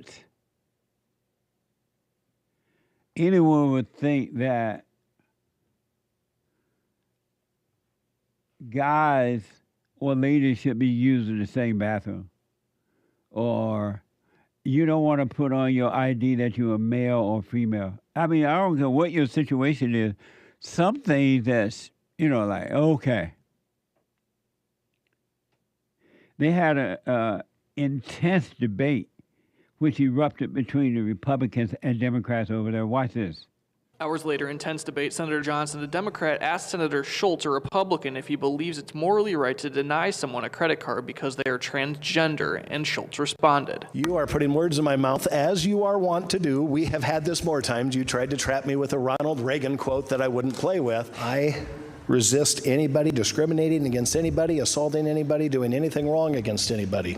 But this bill addresses protecting women and children. Democrats say the Republicans' argument that some people have special rights over everyone else is not true. Instead, they claim the Civil Rights Act already guarantees equal rights. And so when you sit here and tell us that you're trying to protect women and trying to protect women, what does this do to protect those folks? What we're doing is shutting off credit to people. The bill literally just passed out of both chambers, and it goes to the governor's desk now, where she could sign it into law as soon as tonight. Amazing. You're fighting over silly stuff, common sense stuff. What a mess. Devils fighting devils. What do you think of that, Hake? That debate? To me, the Republicans are just playing weak, because this is something that I get that everybody agrees with it. I mean, the majority of people are going to agree with it. Yeah. So it's just like sort of kissing up to women and pretending like they're protecting women. And it's so in that sense, it's like a phony fight, because they're not actually standing up for what's right. But apparently, over here it passed. The Right. Republicans said, no, we're going back to normal. Yeah. Normalcy. That's nice. Yeah. It's a step in the right direction. It's like halfway reasonable. Yeah. But they call it controversial because the I know, huh? Democrats are so ridiculous. The Democrats are acting as though if they keep saying and doing what they're doing, they're going to be voted back in again. They don't seem Oh, yeah, right. They still saying the same old thing. They're fighting for the same old thing. Right. Don't they know that that's why they were voted out? A little bit. I think that some of them might know that. They don't know it. No, because there were people. You're looking at my shirt? Yeah, you should looking at how Daniel drew the picture, right? Yeah, he stylized this photo of you. Yeah, Daniel is the producer of the FallenState.tv. Yeah. He did an amazing job with it. Yeah, it looks cool. You can get this shirt at rebuildingtheman.com/store. That's right. Amazing. I think they're used to phony Republicans. Yeah. And there are still phony Republicans riding the wave of of real Republicans like Trump. Right. And so I think that's what's going on, because phony Republicans fight in the wrong way. Yeah. They're kiss ups. They're phony.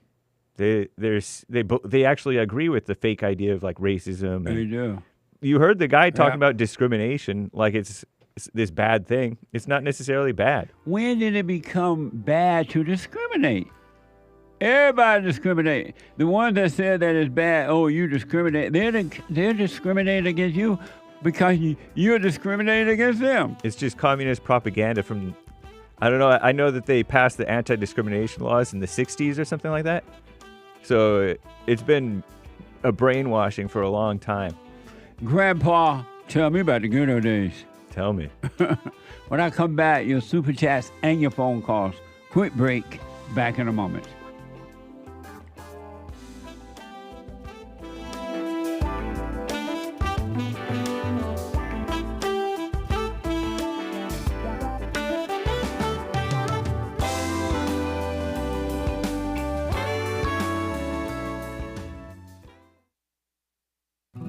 You know, I'm 32 years old now, and I've been clinically depressed since I was 17 years old, and ever since I started listening to you a couple of months ago, bro, I don't even need to hear the word depression. I don't even care about that because that's not anything that I identify with anymore. Nice. I'm 100% cured. I'm 100% better because I've been listening to the Jesse Lee Peterson show, and I can't even begin to tell you how much I appreciate you. And I just can't even, begin to tell you how much I really appreciate the things that you're doing for young men. Young men need to hear this, and young men need to know this message that you're delivering because it's important.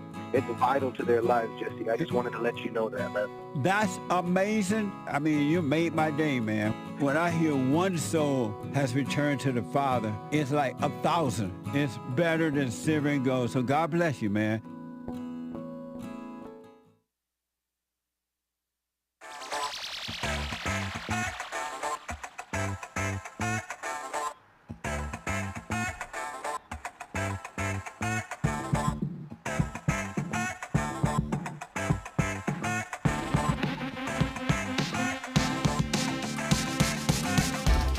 I want to remind you,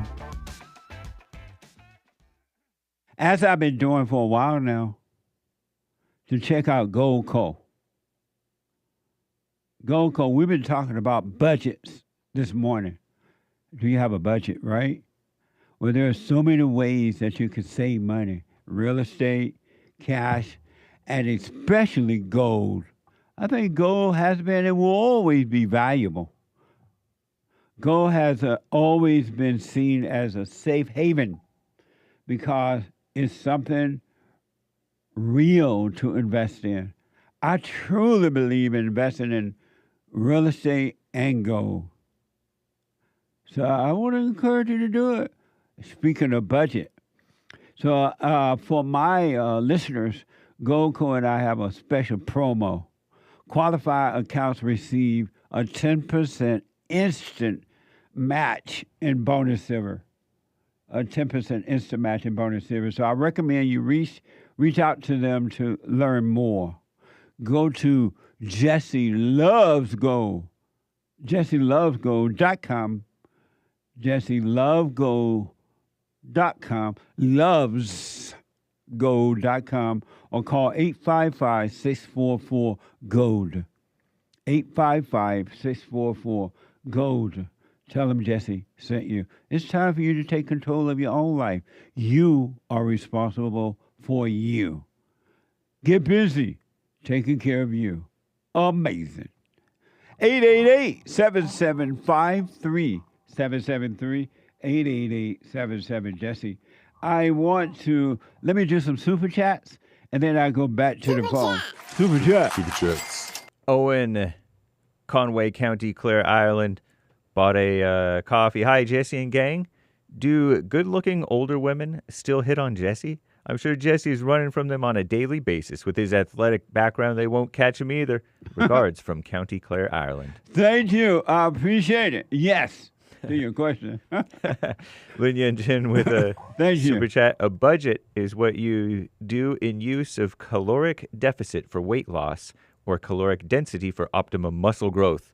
A budget is the general strategy of using available energy. Budgeting is balancing. Amazing. Thank you. I appreciate it. Esmeraldo bought a coffee. I ask Jesse, when will you come to Europe to visit us? We need the great black hope in Europe ASAP. Come to the Greek island of Cyprus. You can swim all day long in the crystal blue ocean. Also, I like Asian women, but I'm Greek. Is it okay to have an Asian wife, or do I need to take a wife from my tribe? Thank you, Jesse. I recommend you should take one from your tribe, but don't look for one. Just seek what's right, and one will be added if it's meant to be. There's this notion that we've all been taught that you should get married. That's a false notion. Really. The only thing you should do is overcome your fallen state so you can be you, and then everything will be added unto you. You got to drop everything that the world have taught you about living. They've taught you wrong. Amazing. And I would love, come hell or high water, I'm going to go over there and visit. I really have gotten, I've been invited by so many people in so many parts of the world. I think one day I'll just let the guys run barn and run the show, run everything, and I'm gonna hit the road, Jack. Thank you for the invite. I appreciate it.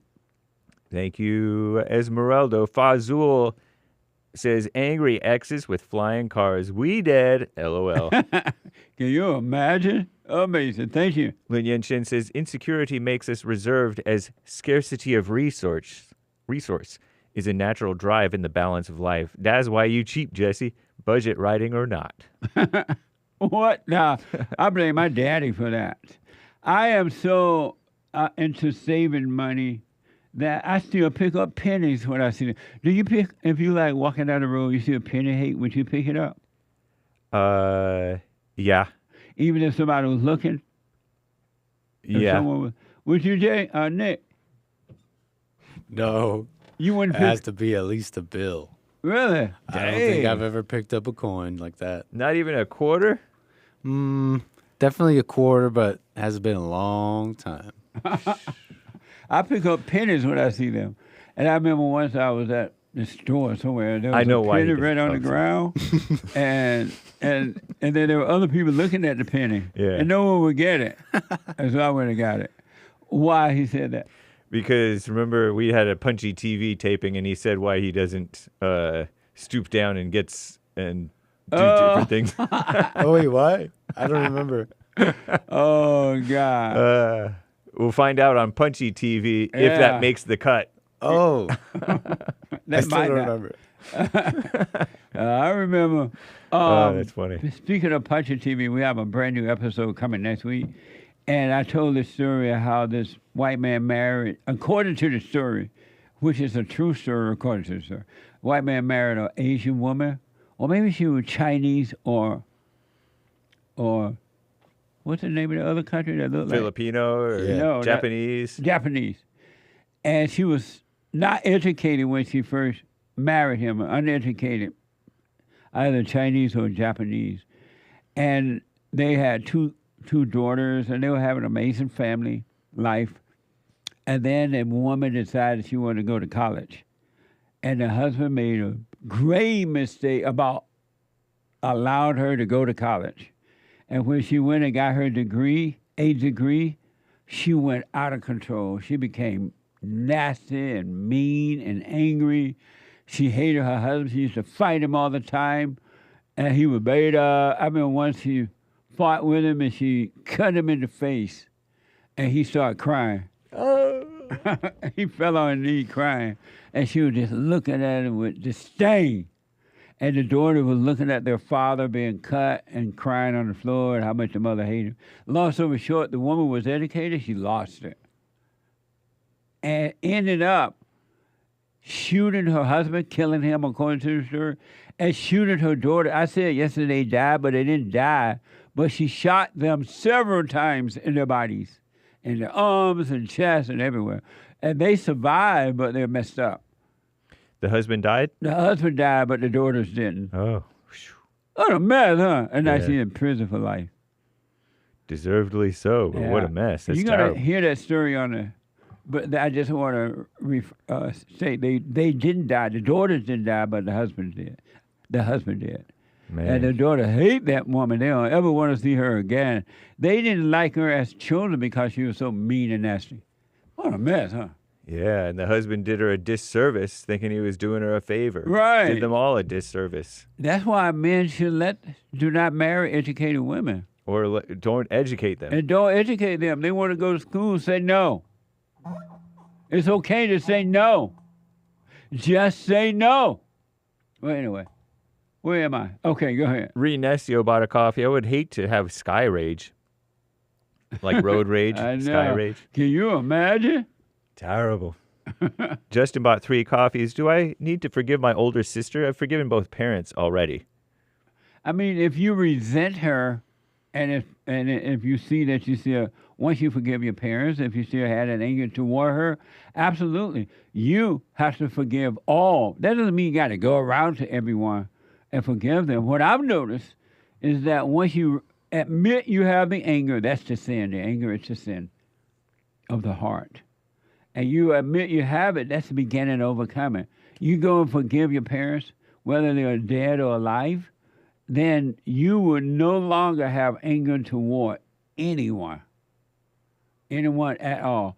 It doesn't make sense to me, Hake, that people think hating others or themselves and others is a necessary and a normal thing. And when you get nothing good out of anger, but yet they justify it by saying Jesus was angry, all kind of stuff. Yeah, it's crazy. They're like, they should see, well, anger hasn't done me any good. I'm miserable because of anger. Right.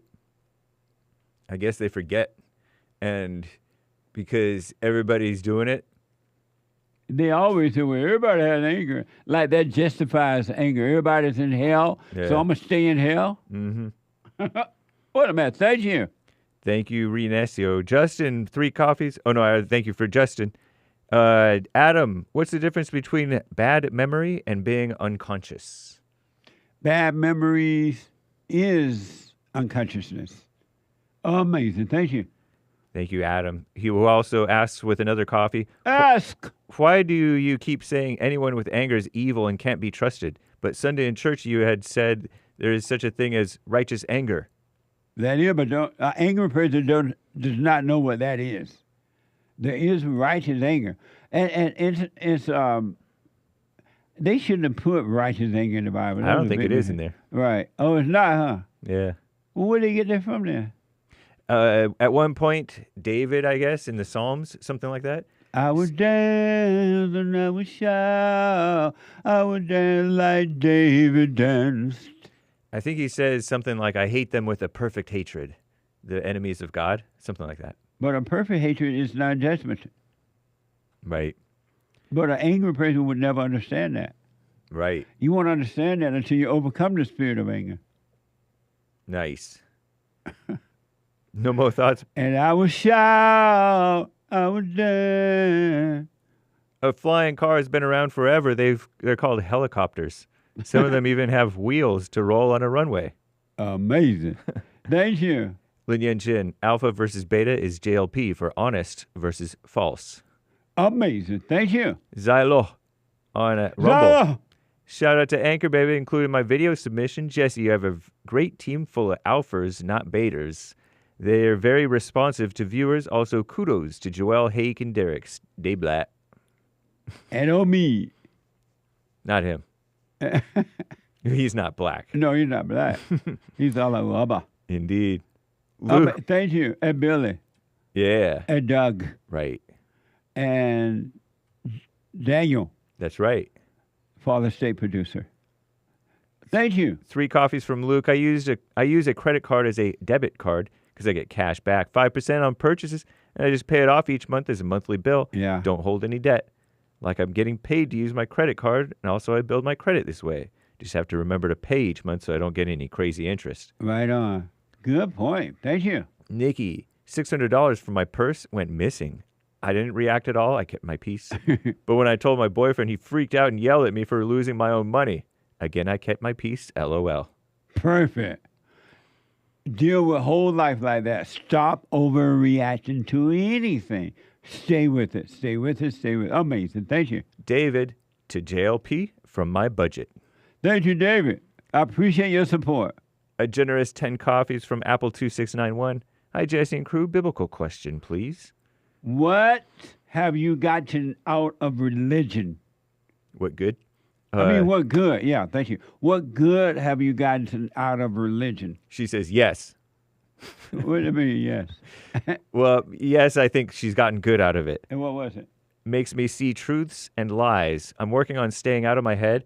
It's hard, but keep doing silent prayer every time I'm getting in my head. Thank you for showing the light to me. Have a blessed day. You're welcome and thankful for your support, and stay with it, stay with it, stay with it. And Pastor Chatelet gifted 5 subscriptions to Jesse Lee Peterson over on the Rumble crew. Right on. Thank you. You Thanks. got to know how to rumble. Oh, yeah. And thank you, guys. I do believe that is all for now. Thank you all. I appreciate it. Thank you. Let me go quickly to Vincent out of Las Vegas. Vincent, welcome to the show. You're on the air. Hey, how are you doing? All is well. Yep, all is well. And all thoughts are all lies all the time. All the time. Yeah, so I wanted to ask you. Ask. There was a old video I seen of you from 1996, and it was about Christianity, and you were saying something that really made sense to me, and it was about saying that nowhere in the Bible does it say to believe in the Bible, and it reminded me of my two friends that are big on being Bible thumpers, but they're very contradictory, and they have a lot of anger. And I feel like when I tell them to not believe the Bible, but believe in God, like you said, they don't like that, and they get mad about it, and they think that you are evil. And so your question is what? My question is, how can I tell them to not believe in the Bible so much? By not telling them. Let them believe whatever they want to believe. Leave them in their hell. So, like, set an example by not telling them nothing and just Right. be who I am. Yeah, just live your life and let everyone else live their lives. You are responsible for your life and no one else's. And so don't impose. They don't want to hear it.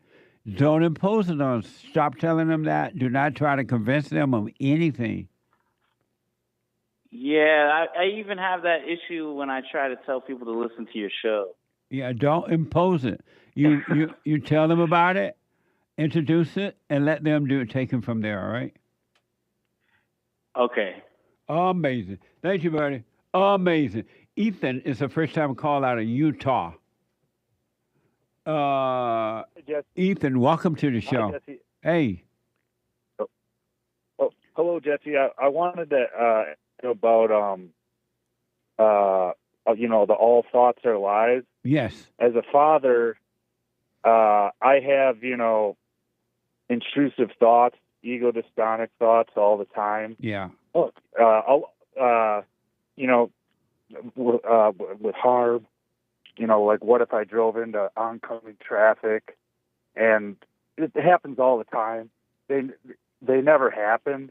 But so you're saying that all thoughts are the devil, but those thoughts aren't.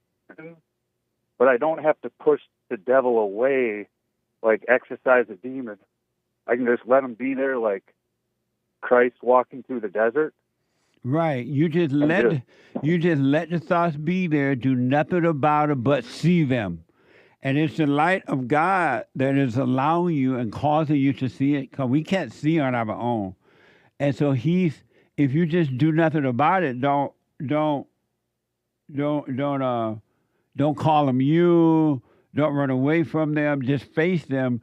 They will be taken away from you, and you will have a brand new and a clear mind. Okay. And I think I heard you talking to that Romanian caller a while back. And you said, like, if they're still there tomorrow and don't fret about it, just keep going, keep on. Yeah, stay with it. And you go on with your life, go to work, feed yourself, whatever you're doing in your daily life, you stay with that and just observe what's happening in the thought, in the mind, and you'll be fine. But if you try to run away from it by getting high or getting mad or getting this, you're keeping evil spirits alive, and they want to stay alive because they live in human beings. That's why human beings are so evil. Their hearts are evil, right? But if you just stay with it and don't call it you, don't call it good or bad, don't conversate with evil, and it will be taken away from you. And all that emotion, the up and down emotion, good and bad emotion, will be taken away from you. You'll have perfect peace. Yeah, because compulsive praying doesn't work. And the times where I have a good drive with my family, it's like you're not even thinking. It's just like dancing on the ceiling, as you say, Absolutely. So, yeah. Have you gone and forgiven your mother? Yeah. I have a good mother, but I've sometimes, like, in those times I was getting emotional, like a beta, but Have you I'm working on gone? that. Have you gone and forgiven your mother? Oh yeah, I forgive my mom. Did you She's tell not a her? perfect person. She was a good mom. I mean, she is a good mom, so. Did you tell her you forgive her for what she done? What do you mean by, like, I'm still trying to figure that one out too. So, like, You said yes, I forgave her. I'm asking, have you gone and told her you forgive her?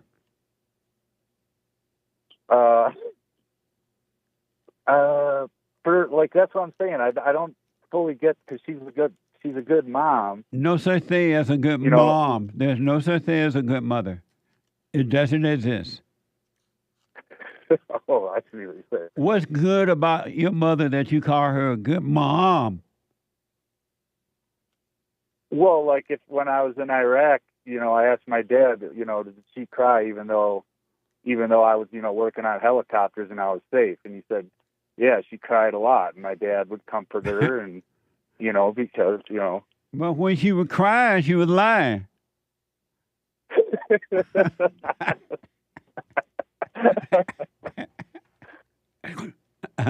So what's good about her? You still didn't tell me anything that's good about your mother. She's got that mother's love. They do worry a lot, though. I A will say mother's that, love is not, mother's worries is not from love, it's from hate and control. So what's good about her? She cares. She cares for me. That she had the nurturing side. She's a good grandmother. You still haven't told me anything good about her.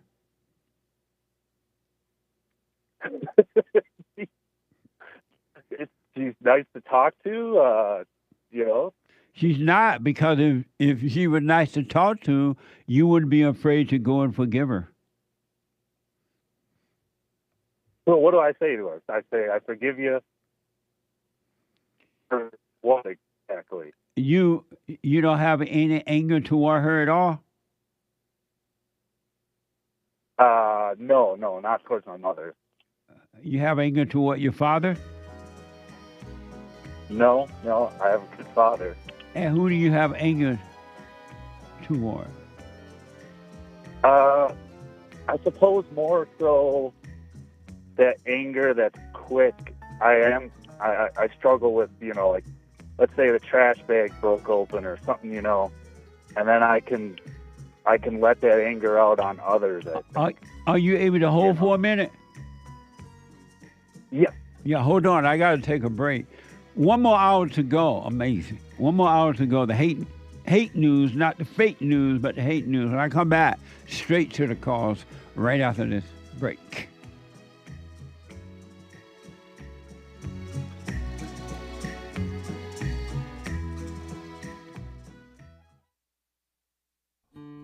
We have a counseling service, and I have to admit, thanks to God, it is the best counseling service on this side of heaven.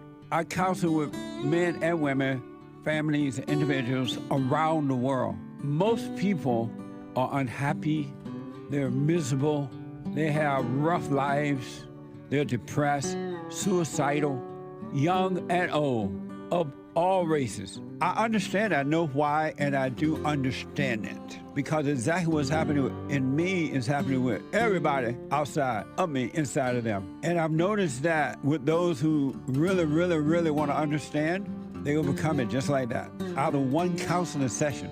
If you need counseling, you can go to rebuildingtheman.com or call 800-411-2663. 800-411-BOND. Best counseling service on this side of heaven.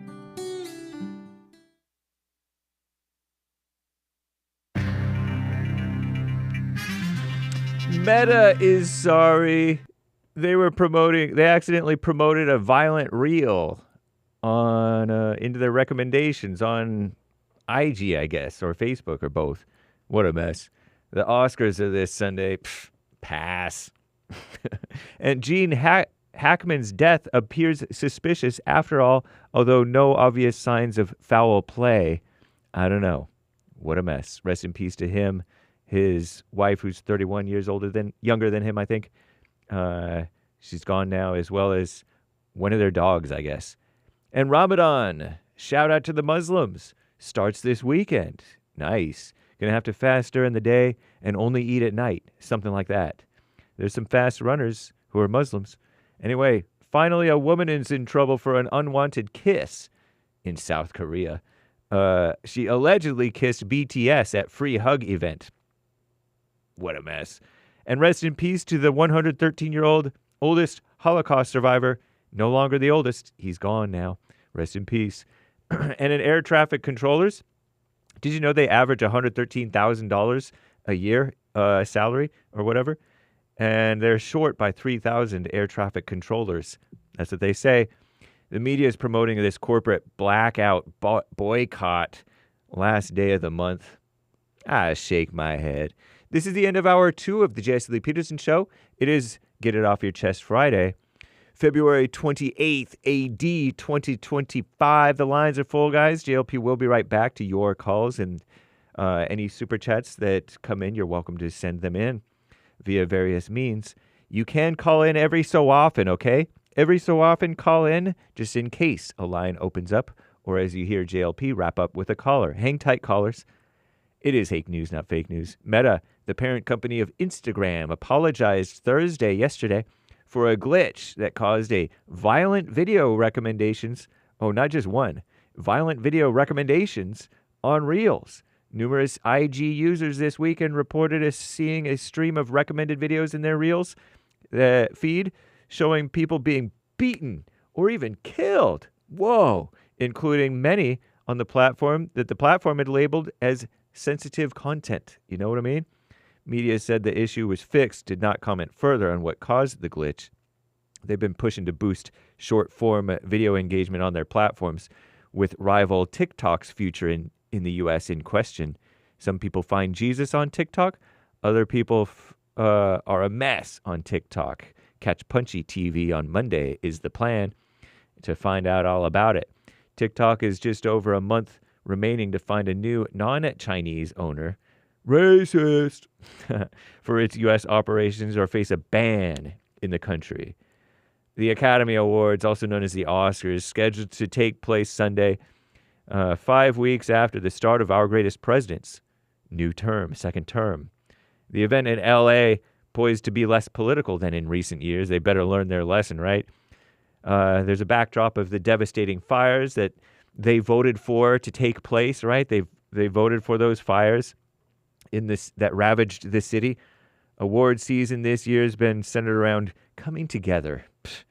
Among the front-runner acting nominees, Zoe Saldana. I didn't know it had an N-Y over it. Zoe Saldana. Saldana? Kieran Culkin, whoever that is. I wonder any relation to Macaulay. Demi Moore, Timothy, with an accent and 2 E's. Chalamet. Adrian Brody. Whatever. Host is Conan O'Brien, that red-haired Irish drinker man. Anyway, he doesn't delve into politics typically. Anyway, Gene Hackman, was an Oscar-winning actor. Now he's gone, along with his wife and that dog found in their home Wednesday. Now it is under suspicious circumstances. He was sort of like mummified. I don't know. They'd been gone for quite some time. Suspicious, although no signs of foul play. I don't know. Ramadan. Roughly a quarter of the world's population expected to head into Ramadan, the Muslims, this weekend. Official start time could vary. It's an Islamic holy month. Shout out to the Muslims. We love you if you love anybody. And anyway, I'll have to tell you about that kiss controversy on the Ake Report if I get to it. But now back to the JLP Show, Hour 3.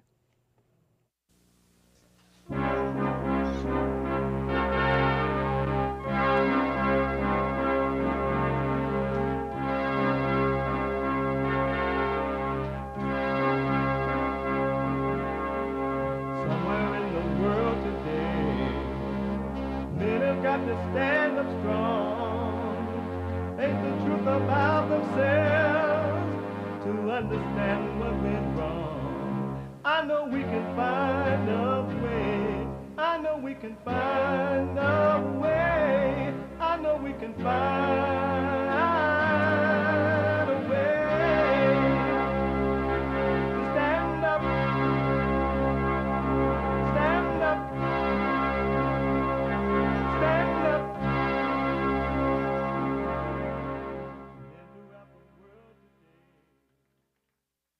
Uniting the races with truth instead of dividing them with lies. We're also rebuilding the family by rebuilding the man. I am JLP Peterson. Welcome to the show. What? No. You can get involved by calling 888-7753, 773-888-7-JESSE. And my biblical question, what good have you gotten out of religion? What good have you gotten out of religion? You can listen to the show no matter where you are and what you're doing. You can podcast, you can listen on your iPhone or iPad as it is happening anywhere in the world by calling the listen line on TalkStream Live at 605-615-4131.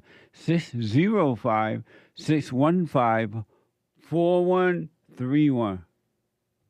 And to donate and have your comments read out loud, go to Buy Me a Coffee.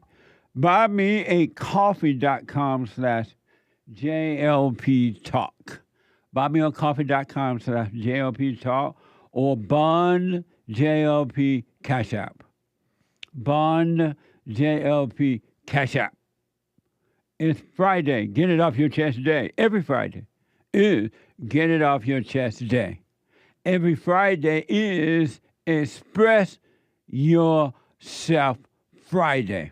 You, Tom, like a mug. You need to go and get yourself bleached because everything you say about black people and you're sitting up there looking like a tar baby. It might sound like a semantics argument, but he's a gray alien.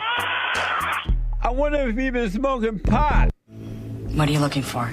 Have any love in the slightest? What did Christ say about homosexuality? Matthew chapter 19, verse 4. Not here. Loving your neighbor as yourself. But I don't see it anywhere.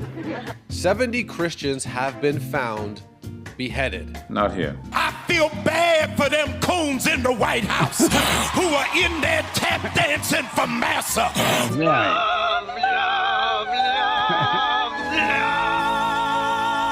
Not here. What a mess. Grandpa, tell me about the good old days. What a mess, huh? Human beings are a mess. But it doesn't have to be that way. Really. We were created to be of love and not of anger, not of hate. Let me go back to Ethan. And who think that he has a good mother. Ethan.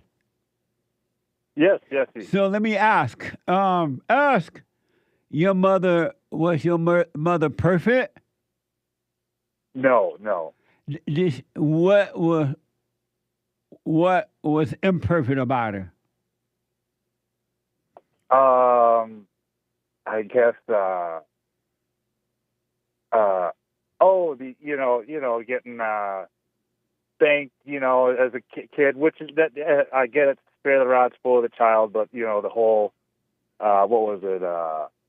I'll give you something to cry about, so but sometimes because you're losing your frustration, I guess sometimes that could get taken out, but sometimes I was being bad, so Is there anything that she did or is still doing at time that would irritate you?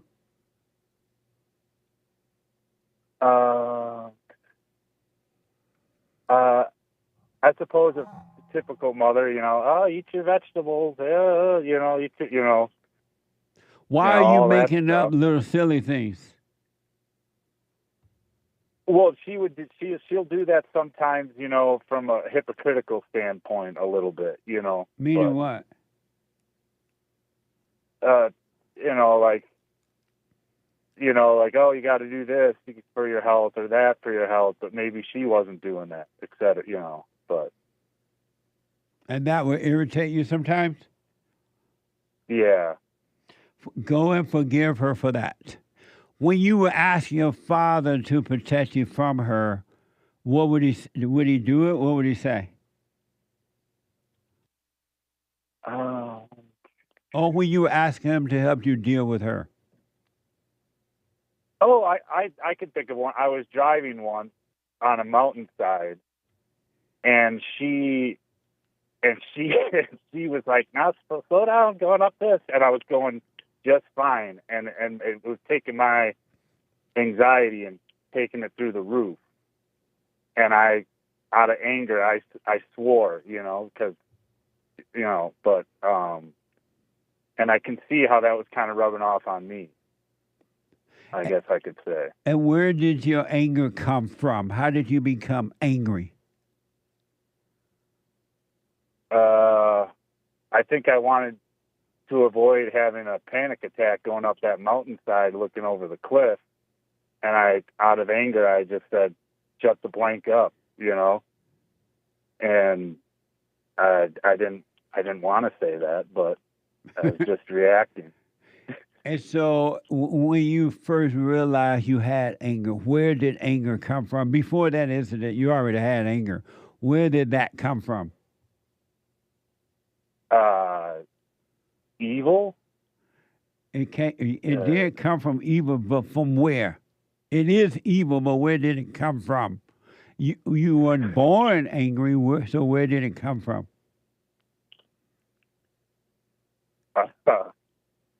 Learned experiences, you know? No, you can't learn anger. Anger is not a learned experience. It's either who you are or you don't have it at all. Where did your anger come from? Oh, let me ask, if you believe that you learned it, who did you learn it from?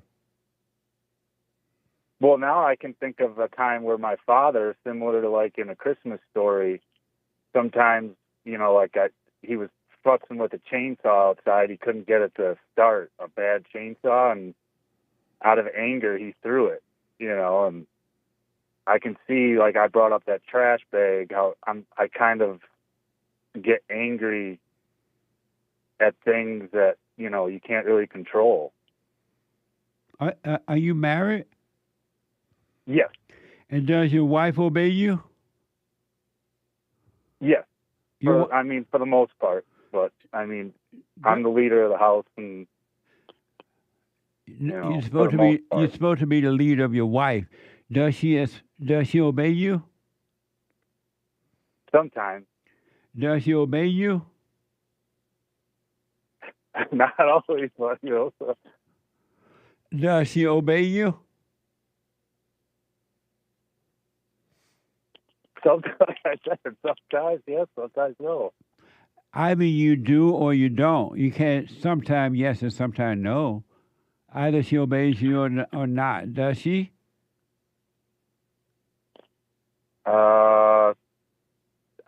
Like I said, it's a you know, sometimes yes, sometimes no. And how do you deal with the hell in her when it comes out?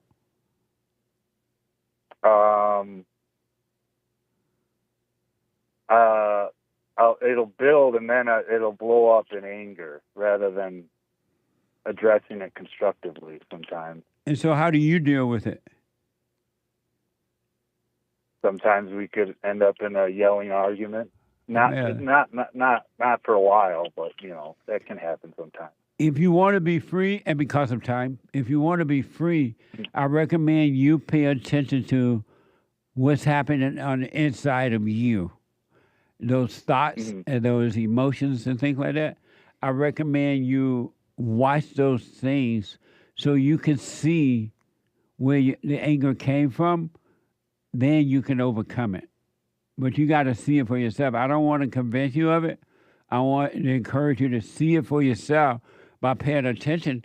And I promise you, if you see it for yourself and then you go and forgive, you will be free.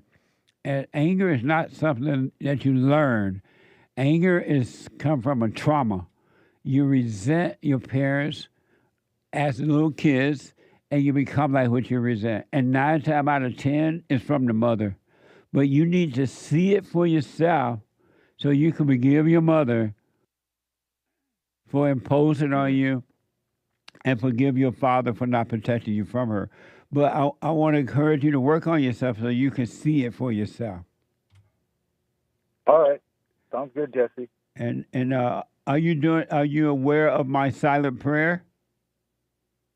No, I started looking into that. That's on the website? But Yeah, rebuildingtheman.com/silent prayer. I want to encourage you to start doing that. And if you're doing your little hooping and hollering prayer, do your little hooping and hollering, please, Lord, help me, Lord, I love you, Lord, whatever you say, right? And then once you're doing with that, praying to the devil, be still and know God. Okay. And he will show you. And don't try and fight thoughts. Just observe them and move on. And Absolutely. Okay. Practice staying present so you can see them, do nothing about them, and they will be taken away from you. But if you make any attempt to save yourself from them, you will only give them life, and they will destroy you. They will make you destroy yourself. All right. Thank you. Amazing, huh? Amazing. Thank you, Jesse. All right, buddy. God bless. You too. Did y'all hear about this story? I just heard about it this morning for the first time. And I guarantee you, had it been a white on black story, you would have heard about it, and you would still be hearing about it, and you will always be reminded of it 100 years from today. According to WVTM, a man accused of multiple murders in Jefferson County, including 2 mass shootings, is facing 3 more murder charges and a string of deadly shootings that claimed 14 lives in 14 months. Watch this from CBS 2. Continuing coverage tonight, it's been 19 months since 2 Birmingham firefighters were shot at Fire Station 9 in Norwood. Interim Birmingham Police Chief Michael Pickett announced today the arrest of 22-year-old Damian McDaniel in that shooting. McDaniel's been charged with capital murder and the death of Jordan Melton, and attempted murder in the shooting of Jamal Jones. McDaniel has already been charged in 2 mass shootings, and now police say he's charged in additional homicides. The death of Mia Nixon in January of 2024, and the murder for hire death of a UPS worker, Anthony Love Jr., on April 9th. John Robbins is lead counsel for accused mass shooter Damian McDaniel. Everybody is entitled to a fair trial and a vigorous defense. McDaniel is accused of murdering 14 people and committing 2 mass shootings in Birmingham, which is why District Attorney Danny Carr is pursuing the death penalty. Are you seeking the death penalty in this case? Yes. During Tuesday's City Council meeting, Birmingham City Councilor Hunter Williams commented on the new charges. To me, you're a terrorist, and I hope that wherever court this goes, that they seek the death penalty. Robbins says there has been no evidence presented to support the charges against his client, but Carr says that evidence is coming. Amazing, huh? Have you heard about this? Here's a summary of all of the 14 murders. WTMV 13. Magdala, thank you. And as we've mentioned, McDaniel now charged in 14 murders, a string of shootings taking place over a year. Police say it started on July 12, 2023, when Jordan Melton and Jamal Jones were gunned down as they worked at that fire station in Norwood. On January 10, 2024, McDaniel is now charged with killing Mia Nixon, I should say. The 21-year-old was shot and killed in front of her home in Crestwood. And in April, he's accused of targeting Anthony Love Jr., a UPS driver shot and killed as he walked to his car after work. On July 13th, 2024, the first of 2 mass shootings McDaniel is accused of at an event center in North Birmingham. 4 people died there, 10 others were hurt. He's also charged with killing DeAndronette Brown inside a club on 9th Street North. That was September 19th. And then just 2 days later, McDaniel is accused of opening fire in the 5 Points neighborhood as people stood in line outside a lounge.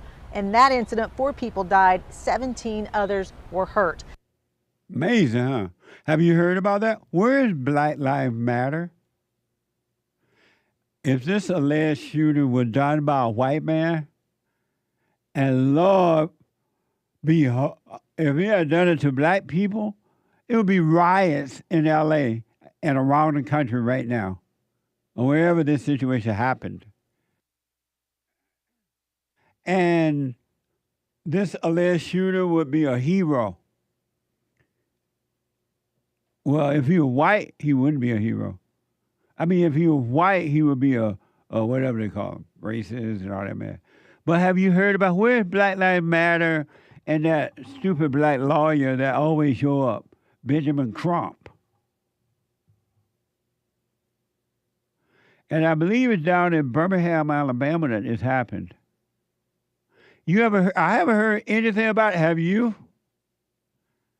And if we, again, always hear the blacks, they always say that only white people do mass shooting.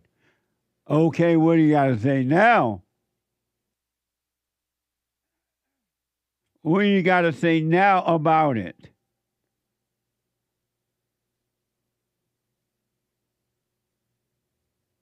I haven't heard from Ben Crump or Radical Black Lives Matter. They're quiet on this. Have you heard one word out of them about it? No, because this black man ain't got no money. There is no money in this. If it was the other way around, it would be a different story. It would be a different story.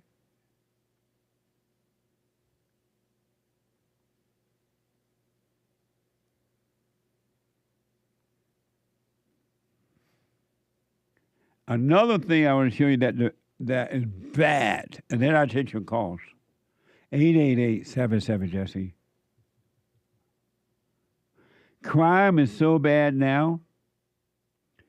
According to this report, you have to show ID for a Big Mac at McDonald's. New York Post is reporting that. A crime-ridden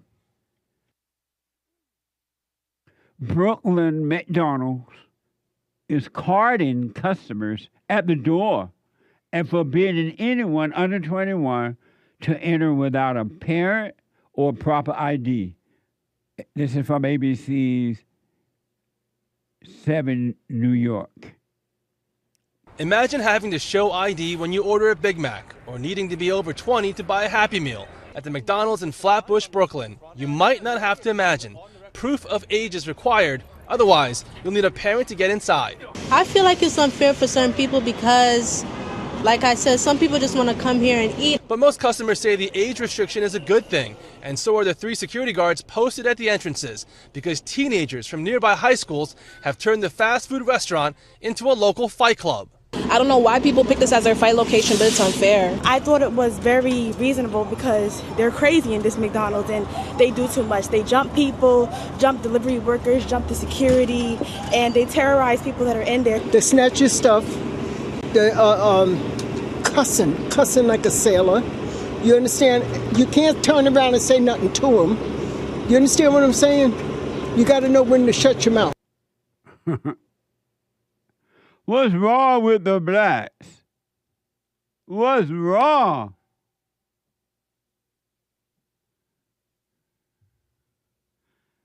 The NYPD says they've got 29 calls from this location this year. Watch this. According to the NYPD, police have been called to this location 29 times this year. 29 times. and it's not even March yet. The franchise owner in a statement says, as a Brooklyn-born military veteran and local business owner for over 30 years, I have deep respect for this community. This measure to ID customers is another way we're prioritizing the safety and security of our people within our lobby. But it's not entirely clear how the age restriction is being enforced. These high school students walked right in. The security guard even held the door for them. I mean, we do look like we're probably going to go get food. It's kind of odd that you're like, oh, you got to be 20, and then I walked right in. They had it as 18 at first, and now they put it up to 20. In Brooklyn, Safan Kim, Channel 7, Eyewitness News. Amazing, huh?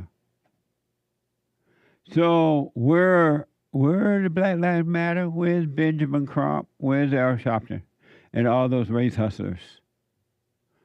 This alleged shooter in Alabama, Birmingham. Where are your leaders? And this man, what's wrong with the blacks? 888-775-3773. What a mess, huh? Grandpa, tell me about the good old days. I want to encourage the blacks. You got to drop your anger. Forgive your mothers and your fathers so you can return to perfect peace. Or it's going to only get worse. Jay is the first-time caller out of Pennsylvania. Jay, welcome to the show. You're on the air.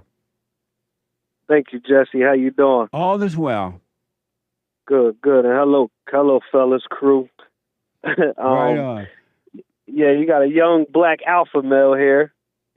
Oh, amazing. And yeah, I just want to call to get off my chest. You know, I frequent this breakfast place, you know, probably almost every day, and it's in a nice neighborhood, and I know the owners and everything. So I was there one day, and these young black guys came in there, pants hanging down and things like that, and there's people in there, that could be my grandmother, my mother, and I just really thought that was really disrespectful.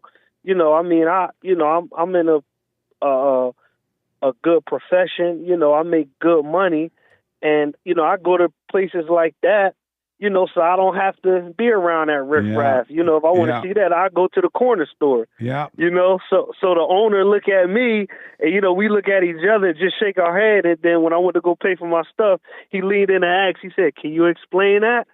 I told him, you know what? I can't even explain nothing, man. I said, I'm in a whole nother tax bracket. I can't explain that. What a mess. But it's just ignorant, and then, why come in like that, Yeah. Well, totally disrespectful. And then, I have an 8-year-old daughter, and I'm, if I have her with me, she look at me like, "Daddy, that's nasty," because she, she know that's wrong. This is why one reason, a couple of things. We need to restore the family, man. These people who decide to have children, they need to be married. They need to stay married and overcome their fallen state so they can raise the children in the right way. These parents have no love. They don't care. And these kids, they're growing up with hatred in their hearts rather than love. And then they go out into the world and they've been told, well, because you're black or because you're this, it's okay for you to be that way. It's not good for society, and it's not good for them. Not at all, and that's totally true. It's totally true. And I try to, tell these young guys, you can't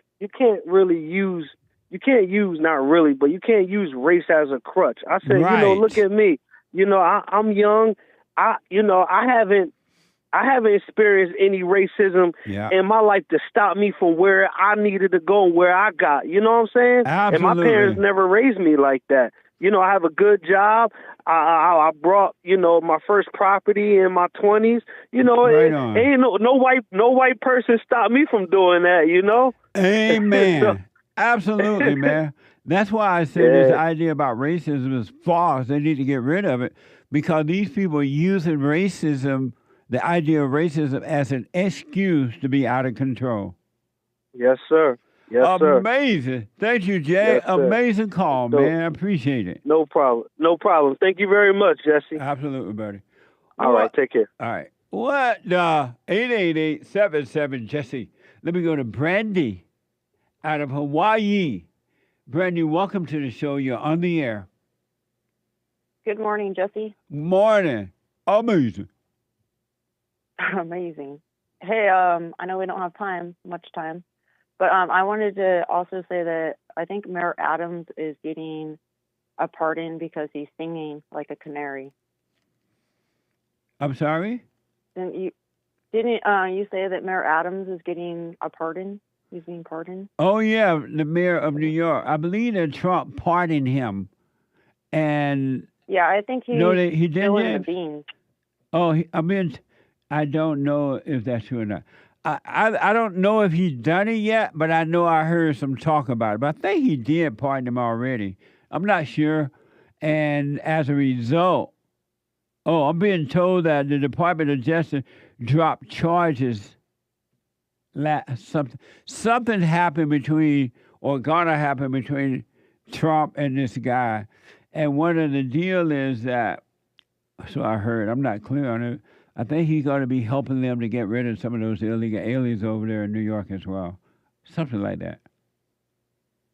Yeah, I mean, I'm sure he's coming up with a According deal to to Fox spill the beans, 5, Trump has said he'll consider pardoning Adams. So maybe it's not done yet.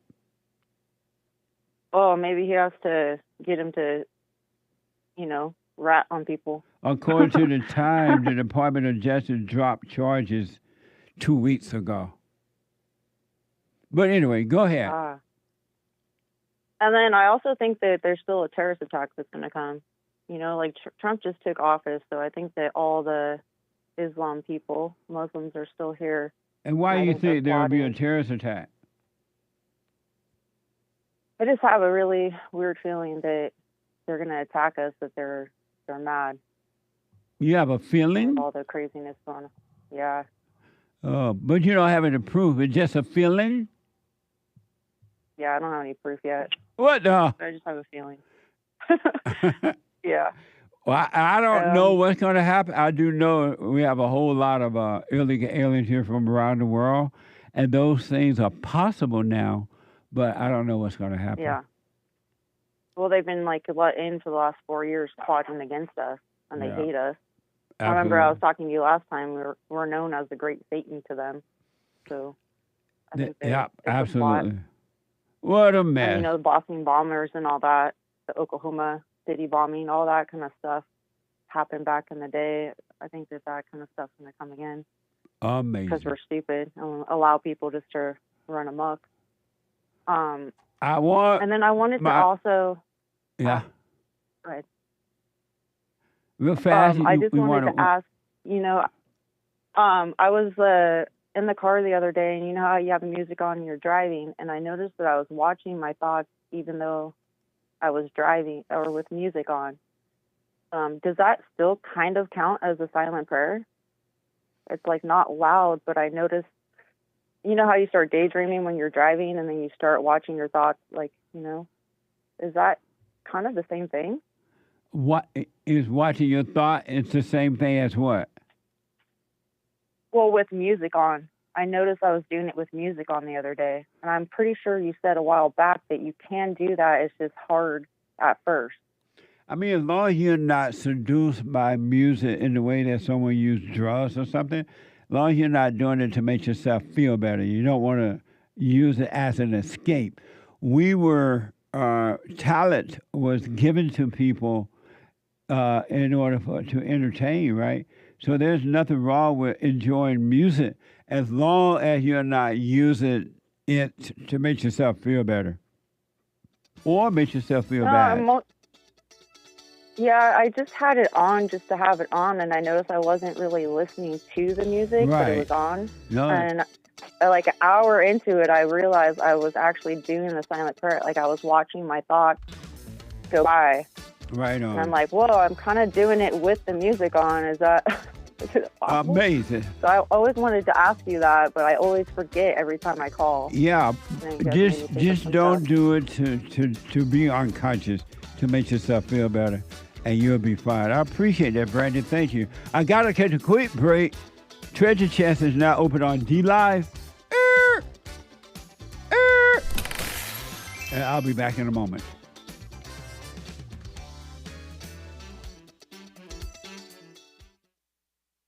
Now, I totally disagree with the way things are going, but you can't be angry because that's what the enemy wants. He wants to control you. They do things to make you mad so they can control you. It's like being married, and the wife would do things to make you mad, or she'll do things to make you feel good. And men do that to women too when they want something from the woman, especially sex.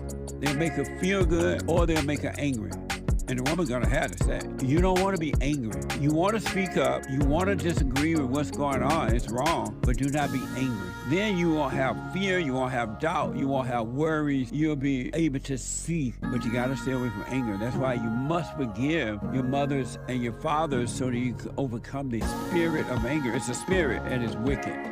Nothing good in anger because it has no love, folks. You need love to defeat evil. And love is not a weakness. It's a strength. It's from God. It's His nature.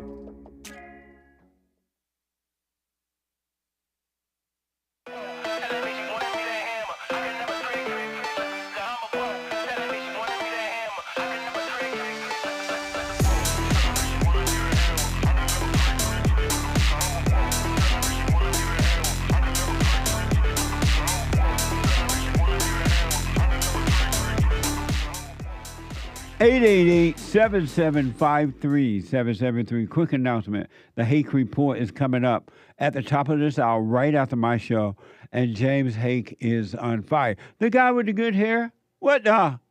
And he's not afraid of the blacks. And then after JLP Fri, the brand new episode of The Fallen State.tv. Amazing conversation with Brian Callen. And Brian is an actor, stand-up comedian, host of Off Limits,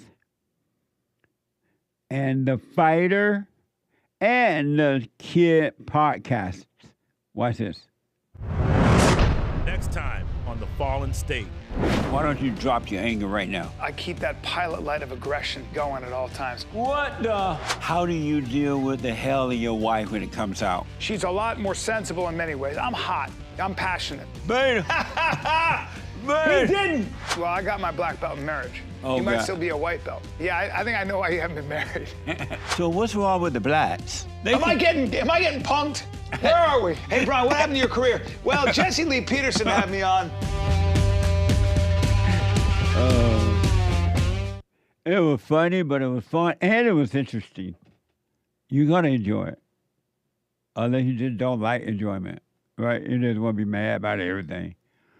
You can support The Fallen State by going to thefallenstate.tv/donate. And locals.com. And if you would like to see interesting persons or people on the show, The Fallen State, contact my producer at thefallenstate.tv. Producer at thefallenstate.tv, all right? And make your suggestion. And at 12 noon, the American Anchor Baby.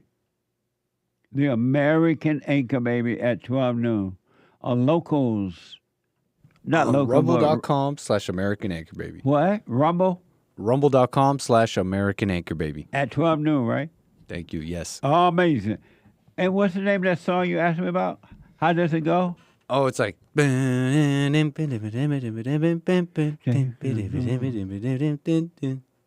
know is that? The words won't come, but it's like a woman, and it goes like... It's like horns. It's like... I think her name was Stefan or something like that. I think Gloria Stefan saying that. I think I may be right. I may be onto something. It sounds like a Gloria Stefan song. But I'm not sure. But it's Looking at the chat, see if anyone understood that. If y'all know, put it in the chat. But I think it's Gloria Stefan. And then Sunday morning fellowship at 11 a.m. Come on down. Doors open at 10:30. And if you're not able to make it anywhere in the world, you can watch it live by going to rebuildingtheman.com/church. And start at 11 a.m. Pacific time, 2 p.m. Eastern time. All right, heard around the world.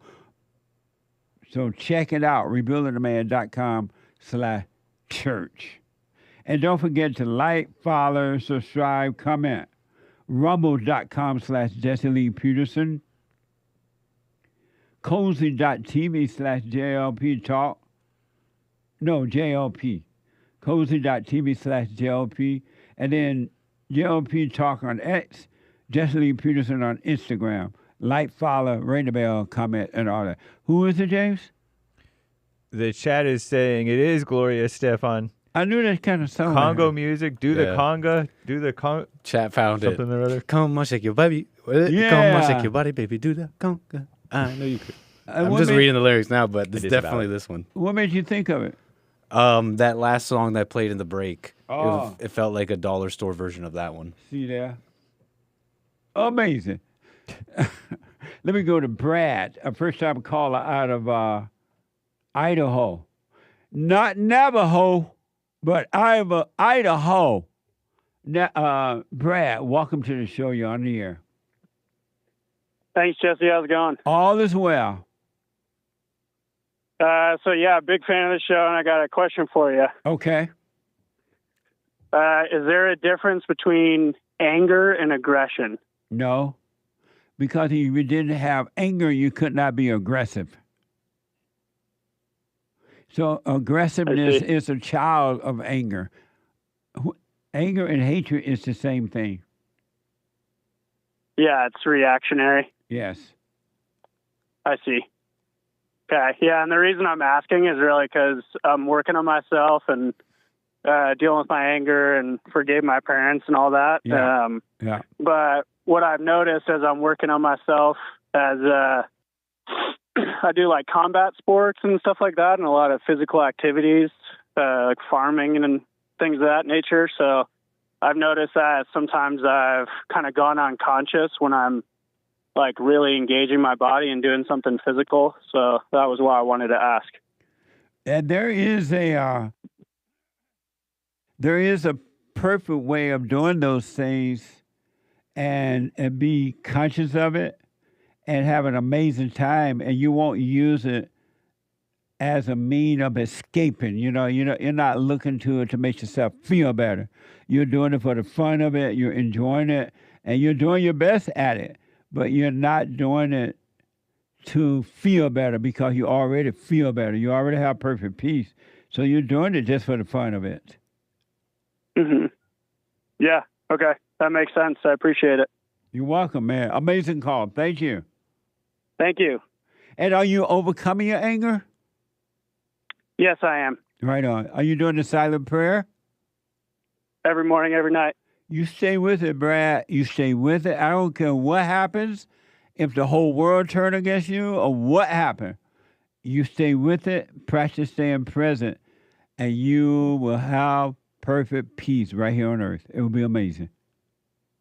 100%. You got it. And thanks for everything that you do and being a beacon and help wake me up. So I can't thank you enough. Right on. Stay with it, buddy. I appreciate you. You as well. All right. Take care. Bye. Let me go to ARDENE. There's a line open, 888-77 Jesse. ARDENE out of Colorado. Let's see here. ARDENE, welcome to the show. You're on the air. Hi, how you doing? All is your well. Phone breaking up? Oh, you're doing. You can hear me good then? I can, yes. Okay, good. Okay, it was just breaking up on my side a little bit, but I figured 1,500 miles, it should break up. But I was just about your question. The biblical question. Yeah. What good have you Basically- gotten out? What good have you gotten out of religion? Okay, now I'm not sure of your definition of religion, but my definition of religion, basically, I've been able to compare different religions. I don't agree with the doctrines of religions. I consider myself more spiritual. I believe in God. No, the question is, what good have you gotten out of religion? Not that much. Amazing. Not that much. And why not? I got where I pulled away from them, basically because the doctrines get in the way. Oh, okay. Amazing. I appreciate that, ARDENE. I'll put my little 2 cents in on Sunday. Okay, and as far as the thing that you were bringing up, as far as anger, to your mother and your father and all that, I'm 73. I've told you before. I've never been angry with my mom. I've never been angry with my dad. And how did you I avoid really don't that? have an anger issue. You don't have an anger issue? How did you avoid being angry? No, because I really think you need to look at, well, my mom told me something one time when I was a kid. You're not the most important person in the world. And I hold that true to myself and true to the way I handle things. What you want is not top priority. You need to make allowances. You need to compromise. You need to understand the other person. Maybe they have a different outlook on something. You need to listen to them. That's the root of how I have you my have life. never I really had don't show you have anger. never gotten anger in your whole life. I've gotten as anger. Yes, I've had anger. I But worked you with just children for said you years. didn't have any anger. Long durations of anger? No, never did. Never did. Either you have it or you don't. No, there's different versions. No, it's not. It's on the spectrum. No, it's not. Yeah, it is. No, it's not. If you've had anger, if it is, yes. No, I see you with anger is anger. Right now you have anger. Anger is Bye, anger. bye, Anger bye, is bye. anger is anger. Bye. You're off the charts now again. Bye. Bye. Bye. Yeah, you are. Yeah, Thank you are. DEENA is a first-time caller out of Washington. DEENA, welcome to the show. You're on the air. Hi, Jesse. How are you doing today? All is well. Thanks for calling. I just needed to finally get on here and call you. I don't usually get up early. I got insomnia, but I have to tell you, I just so enjoy. I see you in your red shirt right now. I so enjoy you and your content and what the world does not understand when you say, I'm not part of you. I am of God. We cannot be of the world and be of God. That's right. We have to separate ourselves. Yeah. So only people of God understand what you say when you say that. And I get you, and I understand you. And I love you, and I think you're awesome. Amazing. I love you back, and I appreciate the support. Thank you. Oh, yeah, one more thing. Yes. Can I say something? Absolutely. You know how you always say that, because I was reading in the Bible, Genesis, and did you know that the reason why women had to start obeying their husbands was because Eve ate the apple? Well, it was one of the stipulations of that. You want me to? I'm trying to find it right here for you, but he said now you're going to have birth pains. You're going to feel you're going to feel the pains of having children. He ruined it for us, but he said, but now you're also going to have to. You're going to have. I was looking for it before I got on here, and now you're going to have to read about it. It's in Genesis 3. Now you're going to have to obey your husband. Yeah. It's no more of a partnership. Now you are at the bottom of the. Not really the bottom of the. Oh, it's the bottom. Grind. You know what it was prior to the fall. Adam loved the father, and Eve loved the man who loved the father. And Eve had no anger because she loved the father, and being a woman and just naturally obeying her husband wasn't a big deal at all. And she was glad to obey her husband without even thinking about it. And so after the fall, that's where the problem came. Right. Well, amazing. Yeah, for sure. I just love you, dude. Keep up the good work, and just know that there's people out here that are cheering for you, and people have to understand they got to give it to God, and He's working with the patient. That's a fruit of the Spirit. So we have to do all the fruits. You know what the fruits of the Spirit are? That's right. All of them? Yes. Do you know what they are, Jesse? I got a question for you. Do you know what the fruits of the Spirit are? Yes. Tell me. Love. And? everything else works out. All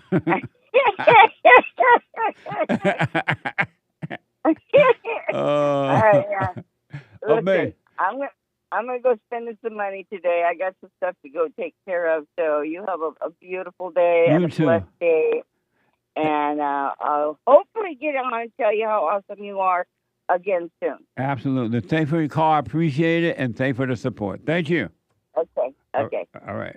Bye now. Love. Love you too. Super chat. Super. Mr. Pink bought a coffee the other day when Jason said he sits in his mom's basement and talks to himself. It really explained a lot about his mindset. Jason's calls are becoming a close second to Chimley Tony lately. Ha ha he huh. Jason's laugh. Jason from New York. Yeah. Amazing. Thank you. Shout out. Shout out to Jason. Pastor Shadowley bought a coffee. This is from some person in Rumble chat. The silent prayer, somebody accusing, literally asking you to sweep your mind clean and make room for 7 other demons. Jesus said not to do that, right before condemning the wicked generation he was speaking to.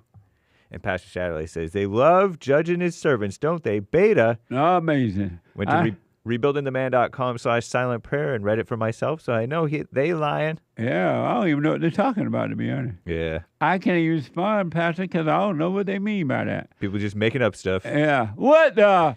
Watch out for the devil. Human beings are evil. Human nature is evil. They have no love. Amazing. Thank you. The accuser in your mind. Yeah. Lin Yan Chin says the greatest trick the devil ever pulled is breathing through the mouth. You're breathing via the mouth. He robbed you of common sense as a real sense of the present moment. It's why you became intellectual instead of discerning. Amazing. Thank you. Eli Jaw with a diamond. The North American pavement, something, is very dangerous. Amazing. Person. Black. Hey, Black. Teen. Thank you. We'll go with teen. He said it. He said a different word. Had you heard about that black, according to the story, what you call that when you kill a lot of people?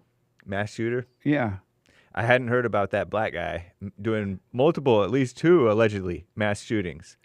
If that had been a white man, oh, God, especially if he had done it to black people. Right. What the? Amazing. Thank you. Harmony Grits, amazing week. Nice. Thank you. Gawaine's Realm, no message. Thank you. Lin Yan Chin, Lord Goodhair, shortcuts cut your life short. Mouth breathing is no different to consuming the poison of refined sugar. It burns out your CNS, central nervous system. Amazing. Have y'all heard about water? Next week, if I remember, I'm going to have my PR guy come in and tell you guys about the water. All you people that haul water around all day. I told you it wasn't necessary, but no. Now I got even more proof.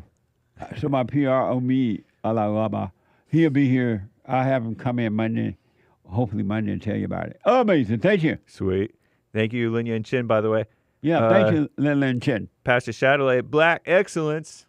Black Excellence. M. Bender 842 on Rumble with the Rumble Rant. The bumper music on this show is amazing. The credit goes to the American Anchor Baby.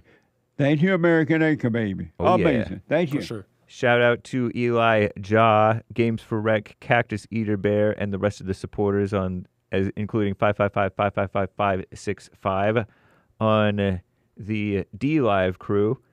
And thank you guys. I do believe, let me just make sure, that is all for now. Amazing. Thank you. Amazing. Let me go quickly to North Carolina and talk to Gabriela. Gabriela, welcome to the show. You're on the air. Hi, Uncle Jesse. How are you today? All is well. How are you? I'm doing phenomenal. I just had to call you and tell you that I appreciate you and I love you like you're a real uncle. And one day I'm going to get out there to California and I'm going to come sit in that church and I'm going to listen to that sermon. So thank you so much. You really changed my life in major ways. Amazing. Thank you. And stay with it. Stay with it. Stay with it. Indeed. And if you do come out, I hope it's during the week when we have the women's forum. You will love them. What week is that, Uncle Jesse? The women's forum every third Thursday of the month, unless I'm out of town or something. But every third Thursday of the month. So that way you can be here for the women's forum and then that Sunday for the fellowship. Absolutely. I'm going to set a date. Right. Thank you so much. You're welcome. Amazing. Thank you. Amazing. One other super chat we need to throw in there. It's Anthony says JLP Show starring the Anchor Babies with a Cash App tip. Thank you, sir. Right on. Thank you. I appreciate it. The Anchor Babies. Very More than nice. one. Amazing. Let me go to Mike. I'm first-time caller out of Iowa. Let's see here. Mike, welcome to the show. You're on the air. Jesse, thanks for having me, my man. How you? All is well. Amazing. Good. I was going to answer the biblical question. What good have you gotten out of religion? Not one bit. And why not?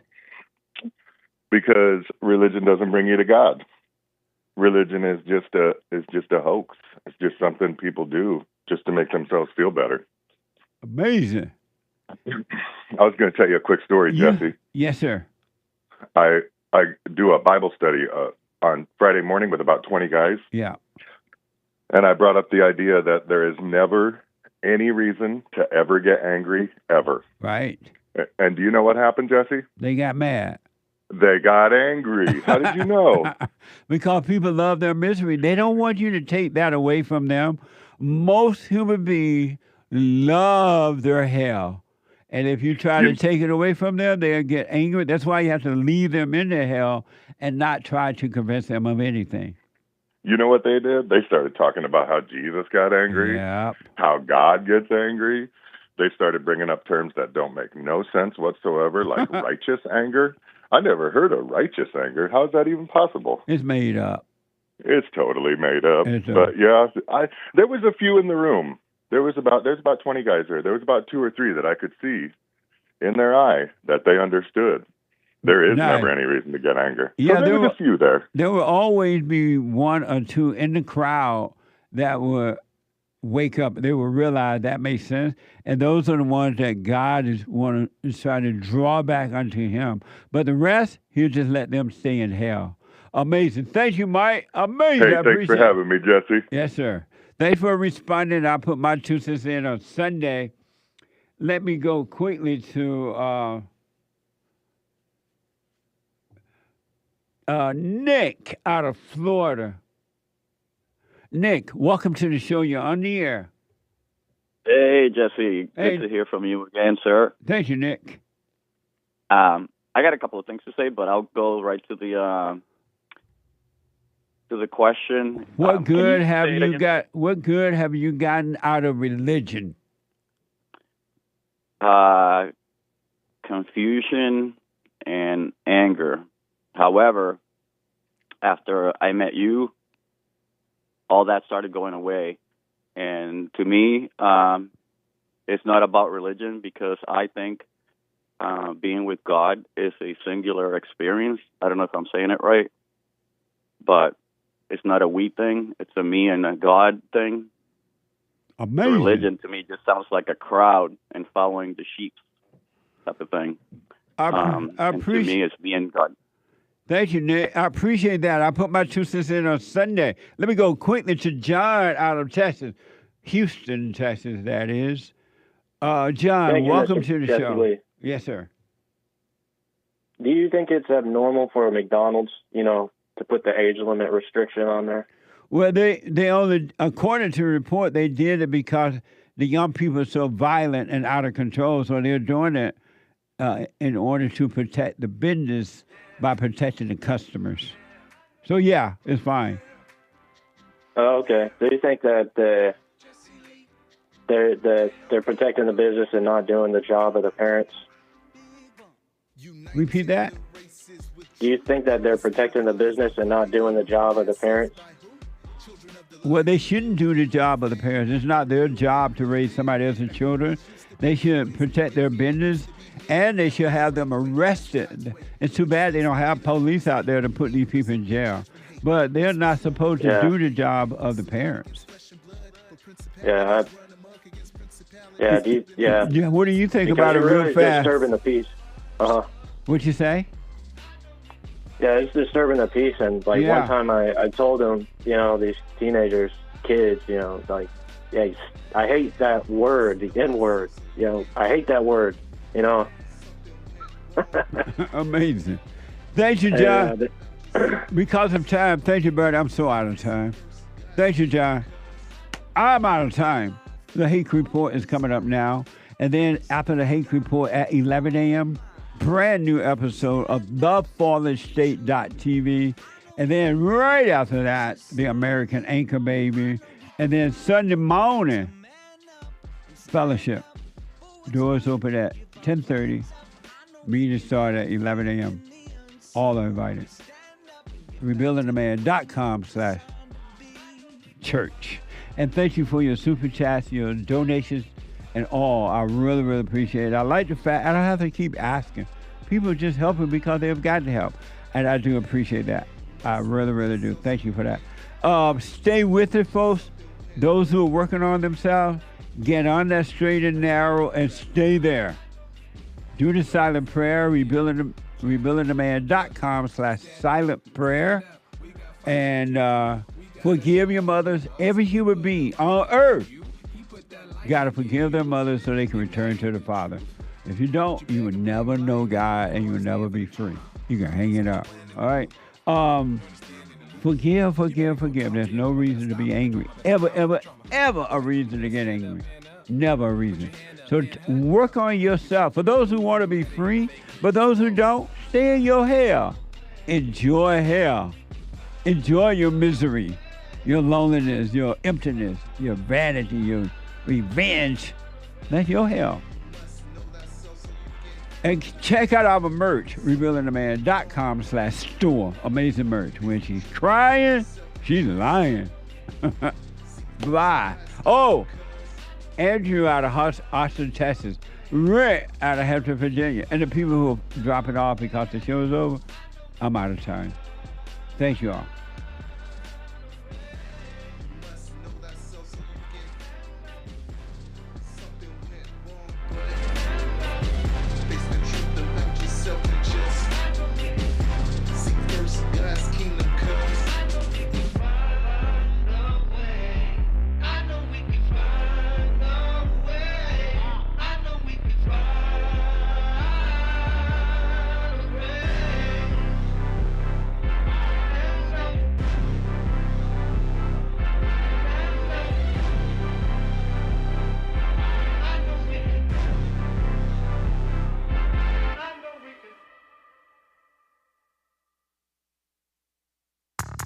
I recommend you get a copy of my book, From Rage to Responsibility.